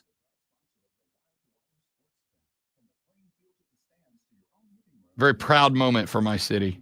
I am just curious about some of these, about whether you would actually put money on that. Some of them I will. Okay. Some of them I will. Like Joey B brought up the doink. I bet the doink every year. It's usually closer you to talked about the doink thing on the Super one of the Bowl. most electrifying moments of my life was a Super Bowl party where there were like 13 of us in a room who bet the doink and it hit. I think it was like 9-1 that year, and we all went in for $10 on the doink. It was elation of the highest order.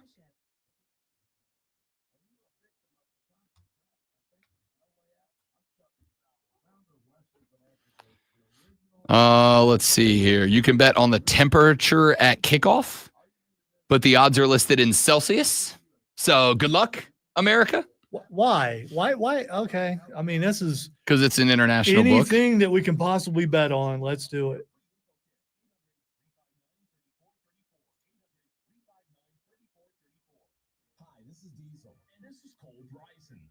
Tuesday, February 25th. Our friends at Eagles Markets are teaming up with American. Okay. What will happen first after the ball is kicked off? Travis Kelce's first reception or Taylor Swift shown live on the broadcast? Okay. Kelce's first reception after the ball. Is kicked off. Once the game is started. Travis. They're not going to show her before they show Travis. I don't know if I would go with that, especially you're giving me Taylor Swift first at plus 126. they're going to go out of their way to show a bunch of other celebrities first. As we know, True, but Travis Kelce didn't catch a ball in the AFC title game for a minute, right? Mm-hmm. It'll get to the point where they go, we are losing revenue by not showing the Swifties. Do you remember them showing her before that, after kickoff? Because I don't. I don't, but this also is the Super Bowl. Okay. Just my thought. Just a reason I would take a plus 126 on Tay-Tay there. Sometimes you make a bet that you're like, I doubt this is going to happen, but the number is there for me to do it. Will the MVP mention Taylor Swift in their postgame speech? Yes, 430. No, minus 670. You're betting on will Travis Kelce be the MVP in that spot? You're betting on. Although I could see a joke reference from Mahomes and be like, and also, by the way, thanks to the Swifties for joining, Chiefs Kingdom. Yeah, that was a last year thing. I think it's old hat. No, it's not. It is. Patrick Mahomes literally went off on Taylor Swift yesterday at Media Day. Talked about it not went off like in a bad way. Because you just imply when you go off on someone, it's not good. He got asked if you could have your arm, Taylor Swift's singing voice, or Steph Curry's shot. What would you rather have as your number one talent? And he said Taylor Swift's voice. What a great question.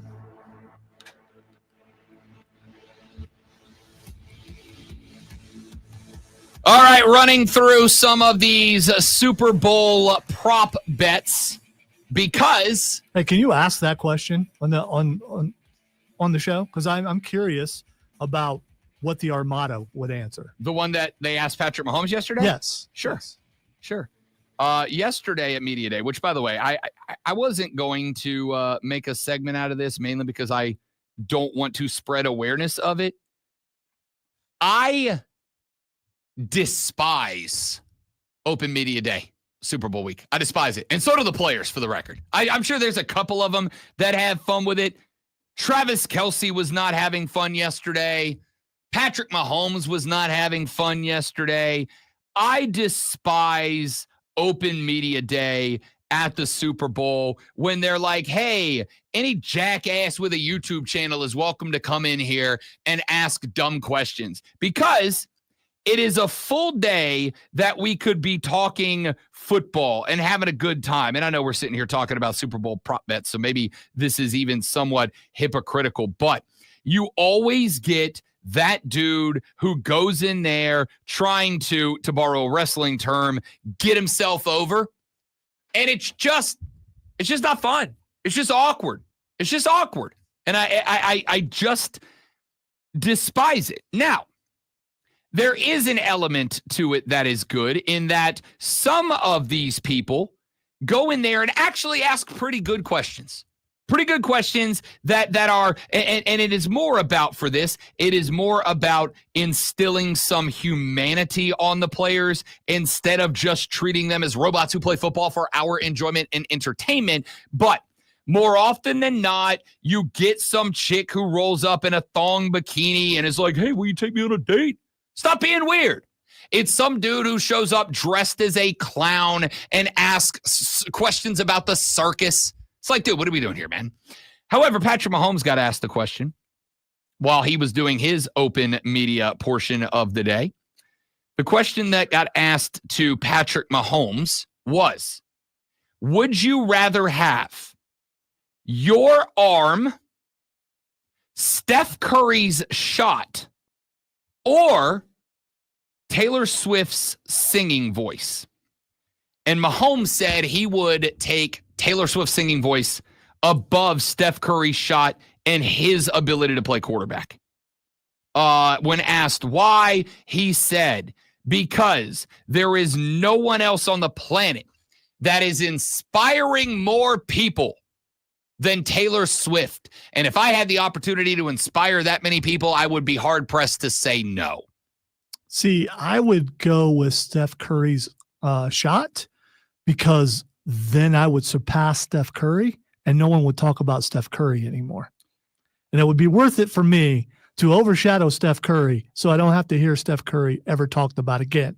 Because if I have a shot, I'm breaking his records or whatever, and people are going, oh, man, that's a great shot. There's another guy who had a shot like that. What was his name? I don't remember his name. It'd be worth that for me. No, I think you'd be perennially Lonzo, the next Steph Curry. No. I'd be so much better than him. They'd call you White Steph. No, the question was not would you like to have a shot better than Steph Curry's. It's would you have Steph Curry's shot? Right. And if I have his shot, he doesn't have By his the shot. way, not his handles, not his game, just his shot. That's all I need is a shot. I'll just stand, out beyond the three. Just throw me the ball. That's actually a lot of NBA players. Or I could just stand at half court. A lot of NBA players. Or even on the other side. I mean, I would go with Steph's shot as well. Number one, because Taylor Swift's voice coming out of my body would be very awkward. But number two, because the longevity in that game is infinitely longer than anything else. At some point, Taylor Swift's music will stop resonating with fans. That's how musicians work. At some point, you hit your fan cap. At some point, Patrick Mahomes' body will not, even if his arm is great, will just not be able to keep up with the speed of the NFL, not just because he's getting older, but because NFL football players are getting bigger, stronger, faster every single year. Steph Curry's shot could belong to a dude who's 6'8" or 5'9", and he can play in the association with that shot until he's 48 years old if he wanted to. Steph Curry could, if he wanted to, and I mean this, we talk about LeBron, and by the way, if you're not watching LeBron, I watched Lakers Clippers last night. LeBron James is still magic. He is bodying dudes right now, like going to the rack and throwing tomahawks over dudes, bodying people right now. But that very physical style of game, that is why LeBron James playing at 40 feels like a miracle. Steph Curry's game could theoretically keep Steph in the league until he was damn near 50. Here's a thing though. If you get Steph Curry's shot, do you have to chew on the binky? Because that's a no seller from me. I do not think that keeping apprised of your dental health is a negative. Okay. Well, right? so Rob's all about the binky if he gets a shot. I've already lost half my front teeth. Half your half? All right. Yeah, half of my front teeth. Okay, I done all lost them already. I'm gonna tell you right now, 100, especially when you go in the paint shoved around like Steph Curry does.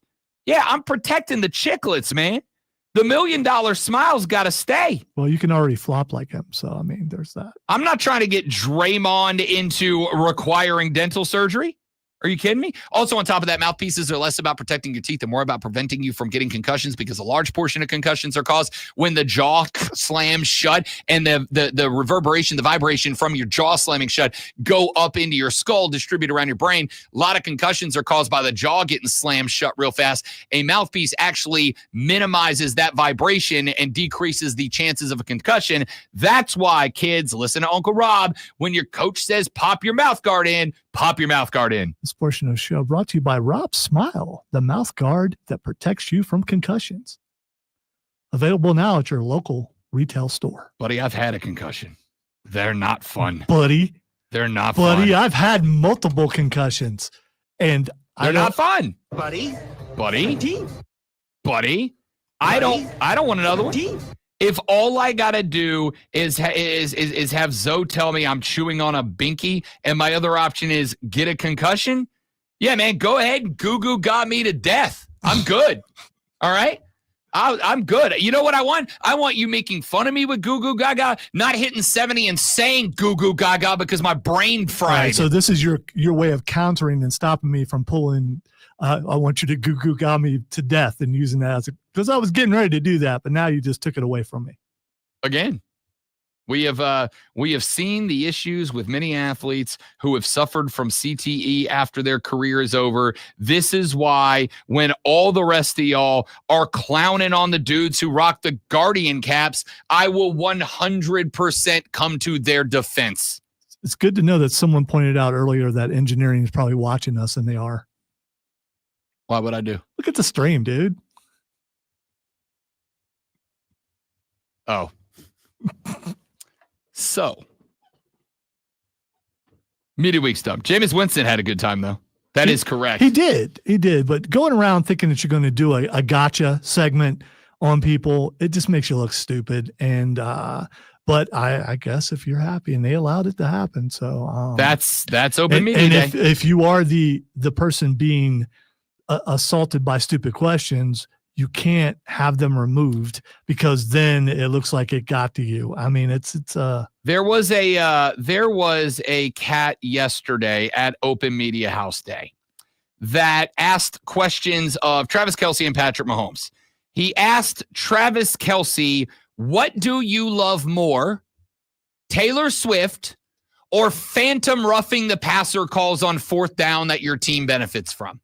And Travis said, great question. Who's next? Now, what he should have done, as the doctor of love, is what he should have said is Taylor, but I love her more than anything else you would have said. Mwah, brownie points, okay? Instead, he said, great question. Who's next?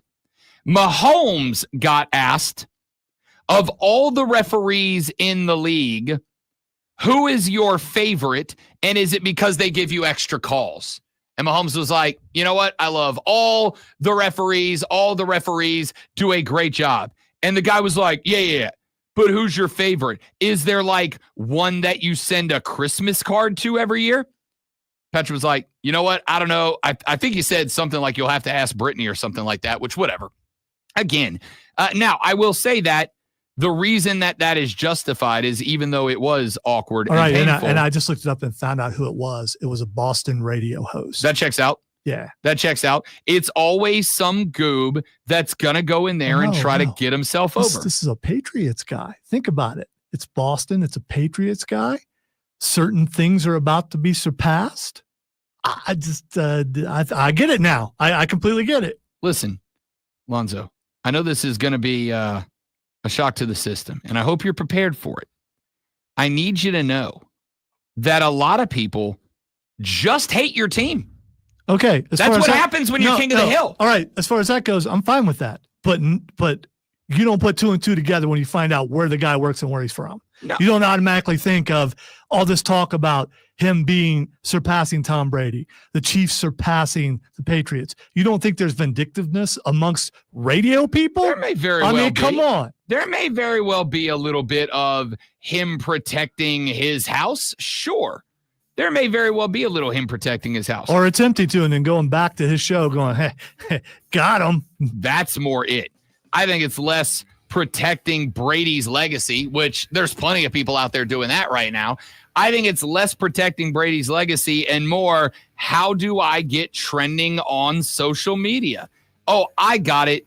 I'll make things real awkward for Pat and T-Rav. Let's see how that goes.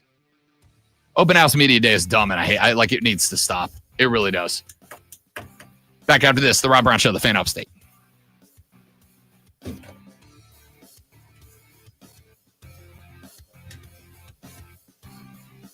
all goes back to true evil. True evil resides in Boston.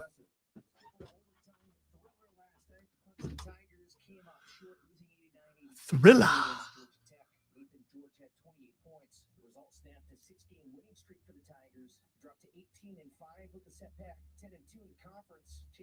Led the Tigers with 28 points on 9 of 24 shooting. Tonight, Furman men's basketball plays host to Western. Okay, I thought that's who that was. I had to stop and so in the Fantastic Four trailer, there's a bearded guy.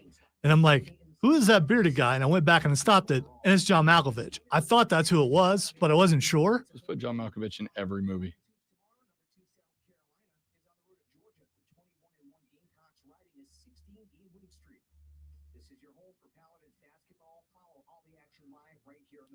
According to a place called Phase Hero, they believe he looks like Ivan Kragoff, a villain from the comics who recreates the incident which gave the Fantastic Four their powers. Gotta admit, I was never collected Fantastic Four comic books.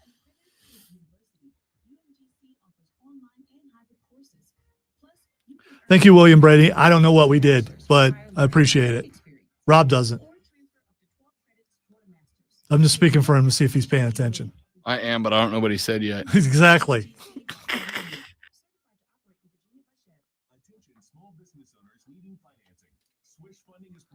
As a spokesperson for this here program, I thank you.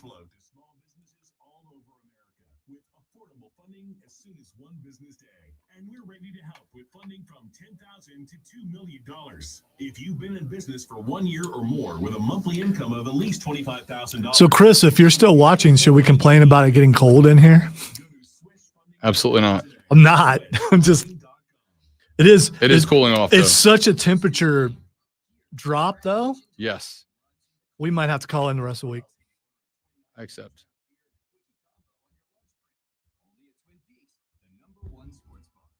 It would be 4 times, but it'd be a 3-peat, just like what Kansas City's going for.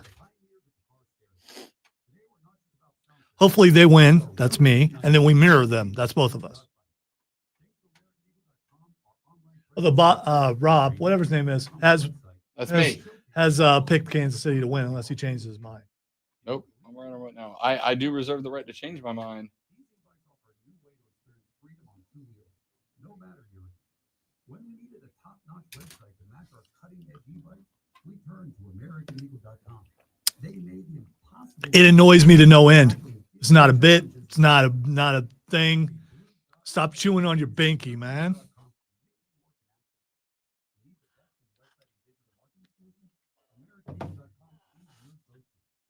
Lonzo hates safety. It's not an eccentricity. It is a fixation.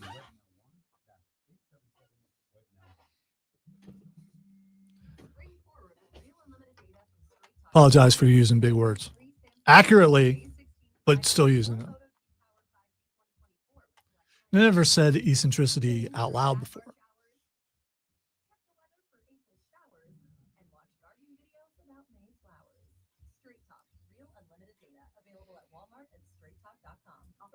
You know, watching a couple of the shows yesterday, especially with Jey Uso, I realized that that's the next thing that I haven't done yet that I want to do. I haven't yeeted. I mean, I got to be a Firefly. I got to do the Finn Balor thing. Now I just want to yeet. Have you yeeted, Rob? Yes. Jay was at the last time that Raw came through. And I couldn't go because I'm old. Yes, it is. Dramatically. Captain America Chris Evans down the hall making the save. Getting the temperature back down to safe for human activity. Yeah, not going to be that guy, though. Once the underwear's soggy, I mean, there's no coming back from that till you go home and change. So, I mean, I don't disagree. The rest of me is cool, and I'm good with that. I will take soggy boxer shorts in 72 before I take soggy boxer shorts getting soggier. Guarantee you it's below 72. It's probably around 70 right now. I'll take it. Yeah. I'll take it. All right. Got 1 segment left here on the show. I was just giving the thumbs up that I was absolutely right. Good enough for me. All right. Here's a couple more bets that you can make as we run through some props in this hour of the show. If you want to have a take on it. Here's a bet that you can make. How many times will Kendrick Lamar sing Not Like Us? 1 minus 650, twice plus 540. Does he visit it, play some other songs, then circle back around and do it again? Just a question. Do you or they consider rapping singing? I mean, I do, but I think you could just say. So does the bet actually say singing? Also, he does sing in that song. Does he? Okay. Yeah, there is some singing in that song. Okay. But I will go. I still think the answer is 1, but it might be worse than fun. Here's one. Would Vegas kind of mess people over just because of wording? Again, like these bets are run by the individual sports books. Okay. Not all of which are. Would the individual sports books do that? Yes, but usually they will tell you, like, you have the terms of the bet before you make it. It'll be very specific, like, for this bet, rapping is not considered singing or is or whatever. Will Drake release a song on Super Bowl Sunday? Yes, plus 370. No, minus 600. It's not worth the money for the bet. I'm going to go absolutely not. Drake is already getting and remains throttled in this rivalry that's broken out between him and Kendrick Lamar. He has gotten worked to the point that he ran to a judge like, can you help me? Can you make this stop? So I can't imagine at this point Drake is going to reinsert himself into the conversation if he can avoid it. I guess this is just proof that I'm old, because I was back when rap started, and if someone come out of a song, someone came out with a counter song, the other person came out with a song, and I don't remember there being lawsuits or anything. It's just not the way the world works anymore, Alonzo.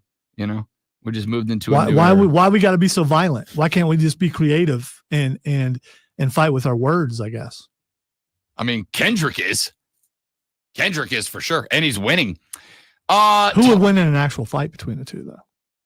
Probably Kendrick. Okay. I've seen Drake try to be athletic. It doesn't go great. Total length of the last note of the song of the national anthem sung by John Baptiste, minus 128, over 3.5 seconds, under 3.5 seconds at minus 102. Wow. Do you think he gives us the big long break, or does he drop out early? John Baptiste is a singer, but obviously his emphasis is on the piano. I'm almost willing to drop a no bet on this, Zoe, because I think he hits a little piano flourish as his send-off, but not his vocals. Does he do that while flourishing underneath? I don't know. mean, that would be kind of cool. See, I think right now, especially with trying to sell an album that has no vocals on it, it is all him playing piano. My thought would be he wants to show off the playing of the piano. What if he, after all this, has people actually seen him practicing singing? What if he just plays it? Well, so does that kill all the bets? Here's the discussion that I saw taking place on the social media yesterday that brought this up. Jean Baptiste actually played the national anthem at the 2019 NBA Finals. I don't remember what. It was a couple of years back.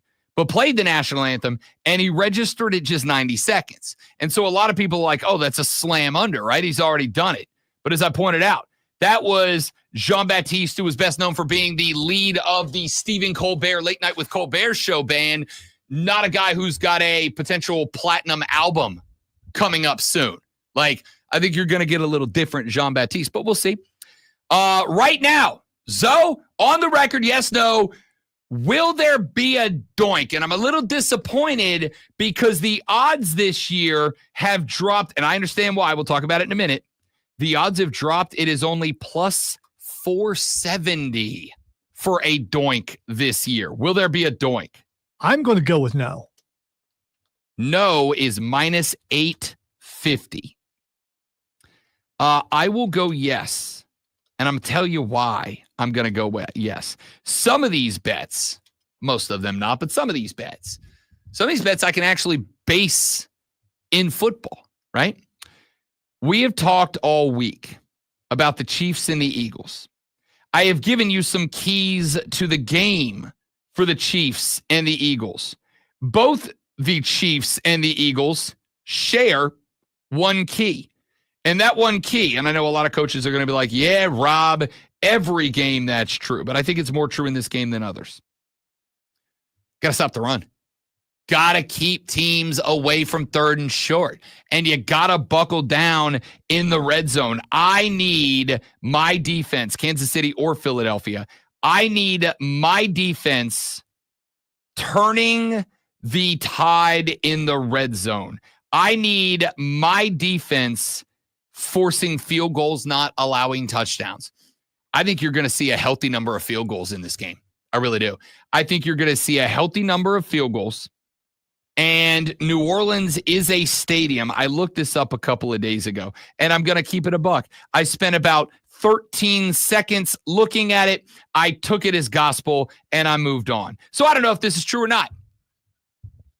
But as somebody who's going to bet the doink and go enjoy it, I'm gonna believe it until I shouldn't anymore. The New Orleans Superdome produces more doinks than any other indoor NFL stadium. It's a doink fest in the New Orleans Superdome, specifically for visiting teams, of which Does this have to do with lack of air, or I mean, I don't know. I don't know if it's lack of winds, not lack of air. I don't know if it's the turf. I don't know if it's. I will tell you the backdrop behind the end zones in the Superdome are very interesting. It's just kind of a black wall, right? So like there are no lights that would interfere with. No, Okay. it's the seats raise up. There's only a couple of feet between the end of the end zone and the seats in the Superdome, and they are on the end zones. They're kind of built vertically, right? And so up where a field goal would go through the uprights, it's just kind of a wall of seats, and the seats are all very, very dark in the Superdome. It's just kind of a wall of color behind you, and I kind of think it can when a kicker is looking up and then he looks down to make the contact and then looks back up to follow through. I kind of wonder if maybe they don't kind of lose sight of the goalpost a little bit and they maybe twist one way or the other. Only plus 470 for a doink. Disappointing. I got it to 9-1 one year. I was going to say, when I said no, you looked disappointed. I'm disappointed in the odds. Okay. All right. I've gotten it at 9-1 before. This year it's half that, which is disappointing. Like that's a big gamble. But again, I think Vegas expects a lot of field goals in this game, a lot of kicking in this game, extra points included in the potential doinks. What team will Jason Kelce rep at the Super Bowl, Lonzo? Minus 146 for the Eagles, plus 560 for the Chiefs, plus 136 for no jersey or team logo. All right. He has already said on the podcast that he's not going to wear a split jersey, that he's going to root for the Eagles. He's going to root for his brother, but he's going to be wearing green. He did say that. I agree. I think he's wearing green. Travis Kelce did appear for the first time earlier this week on Jason's ESPN talk show that he does with his wife. And they did a whole interview with his brother. And at the end, Lonzo, I got to find the audio. I tried to record it earlier, but I can't.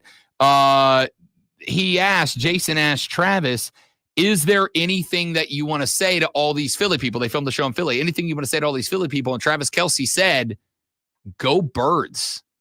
He said it. He said, go Birds. I thought like, Jason done got him. Jason animated it or AI'd it or caught him saying it earlier and like replayed it or whatever. But it appears that Travis Kelce said go Birds to his brother Jason, noted Eagles legend. I could see him like rocking the Eagles gear, but then having like an 87 button or something on it. You know what I mean? And I don't know if that cancels the bet out or not. I don't know that he needs to represent his brother because he's with him all the time and they do all that stuff together. I think he'll just go straight up all Philadelphia. That's what I think. Which will be higher? Oh, yeah, we got to do that. Our last one. Which will be higher? Total number of songs performed by Kendrick Lamar or Chiefs total points in the first half? Minus 162 for the Chiefs. Chiefs total points. I don't know, man. Stiff defenses. I'm excited. We'll see. All right, D, first thing that's Xing, and I changed the name because I'm not going to say the word, is National Flatulence Day. National Fart Day? Yeah, that's today. National Fart Day. Just don't like the word. Don't like the word fart? No, we've had this conversation on the air many times. But it shocks me every time. And then time. you always forget. But that's, it's just. I don't know why this is. Yeah, don't click on it. Thank you for your service. Because I did. And the first thing is a lady in a bikini in a pool, just letting it rip. So, okay, in fairness, it's not funny. Why would you think that's funny? Why would you not? Everyone does it, but it's still kind of gross. I just, I don't think it's gross. When a girl does it, it's just kind of gross to me. So you're being sexist in the flatulence world. Got it. Yeah, I don't care. Whatever. It bothered me. Okay, ladies, if you need to rip one, let it out. We understand. The fellas understand. Yeah, all right? Yeah. Nothing says sexy like that.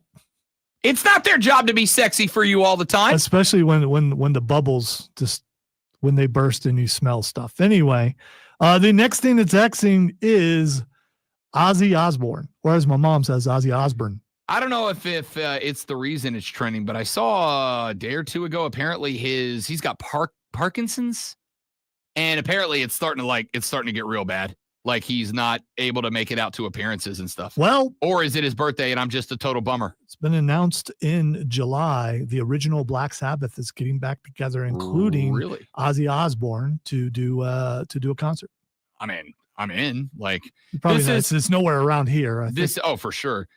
This is one of those spots that I would say I know I'm not getting anything close to prime Black Sabbath, but sometimes even if they're old and decrepit and out of it, I just want to say I got to see him. If I recall, during the Hall of Fame, he was like sitting on a dark throne while everyone did the benefit around him. So checks out. He's probably going to be on some sort of dark throne whilst singing. I want a dark throne. Yes. James on the stream says Satanic Panic is back for July, just for one day in July. All right. The next thing that's Xing is Jurassic World Rebirth. Are we doing another Jurassic Park movie? Yeah, it's been. I honestly didn't know that. Scarlett Johansson is starring in it. Yeah. I mean, look, at the end of the day, I'm a monster movie guy. You give me big dinosaurs eating people, I'm going to pay you money to go see the big dinosaurs eating people. So I'm in. I will only say I didn't even hate the Chris Pratt series of movies. Why do you have to say it that way? Because most people did. It had terrible reviews. I don't know that most people bombed. did. It bombed. No, that's not an argument. It definitively bombed. I think it made its money back. It didn't. I don't know if it did or if it was just close. Definitively bombed. I liked it, though, with the exception of I don't think that we needed to dive into, and I understand why they did it. It was for a plot hook, and I'm good with all that. I don't think that we needed to start genetically modifying more terrifying dinosaurs. I think we could just lean in on the terrifying dinosaurs. Come on, dude. If you can make dinosaurs, someone out there is going to try to make a better one. That's just how that that's works. just one of those spots where you would think after they got, what were we at that point? 3 parks where dinosaurs escaped and started eating people. You probably don't think, you know what we should make? Bigger, meaner, violenter, hungrier dinosaurs. Everyone out there thinks, well, listen, I can do it better. I've got this. I know what they did wrong. I'll do it better. And that is the plot hook, right? Is like the original hook was, here's what happens when you play God. Minus 265 for the MVP speech, by the way. The trailer just dropped. That's why it's Xing, by the way. Maybe just like making a new Apatosaurus. Maybe I'd love to see some more Ankylosaurus. Give me some classics. I don't need the stop making bigger, scarier. So speaking of sources, Myles Garrett is Xing. That is because the reigning, defending, undisputed NFL Defensive Player of the Year asked for a trade away. The Cleveland Browns says, I don't want to go through another rebuild coming off of a very disappointing 3-14 season. And knowing that the Browns have to play Deshaun Watson another gazillion dollars for the next gazillion years, they're cooked forever. Myles Garrett wants out. Come to Kansas City, Myles Garrett. We can use you. You know who I got heard? You know who I heard? Some championships. You know who I heard yesterday mentioned as not just a target, but destination number 1? Raiders. The Philadelphia Eagles. Okay. They have the cap space. Yikes. Yo, have a great day. Don't drink and drive. I'll punch you in the face. Come back tomorrow. We'll do it all over again. Wonderful set of guests tomorrow. We got Lulu Kessin, Rashad Beard, Hayden Ass Mario, Fight Club with Lonzo, and more. Have a great one. See you back here tomorrow on the Rob Brown Show in the Fan Upstate. Later. I don't know what I'm doing.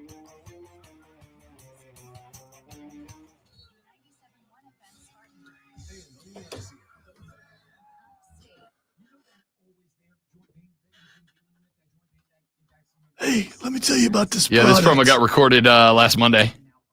I got a product to tell you about. Twas not well. Twas not well. It's something you want to hear. All right, kids, I have to jet because I have an actual serious meeting with someone who signs my paycheck. So I need to go make sure they're going to keep doing that. Nice working with you. It's been my pleasure. Thanks for being here. You're all amazing. Tell your friends about us. We're trying to get rich and famous. Have a great day. Goodbye.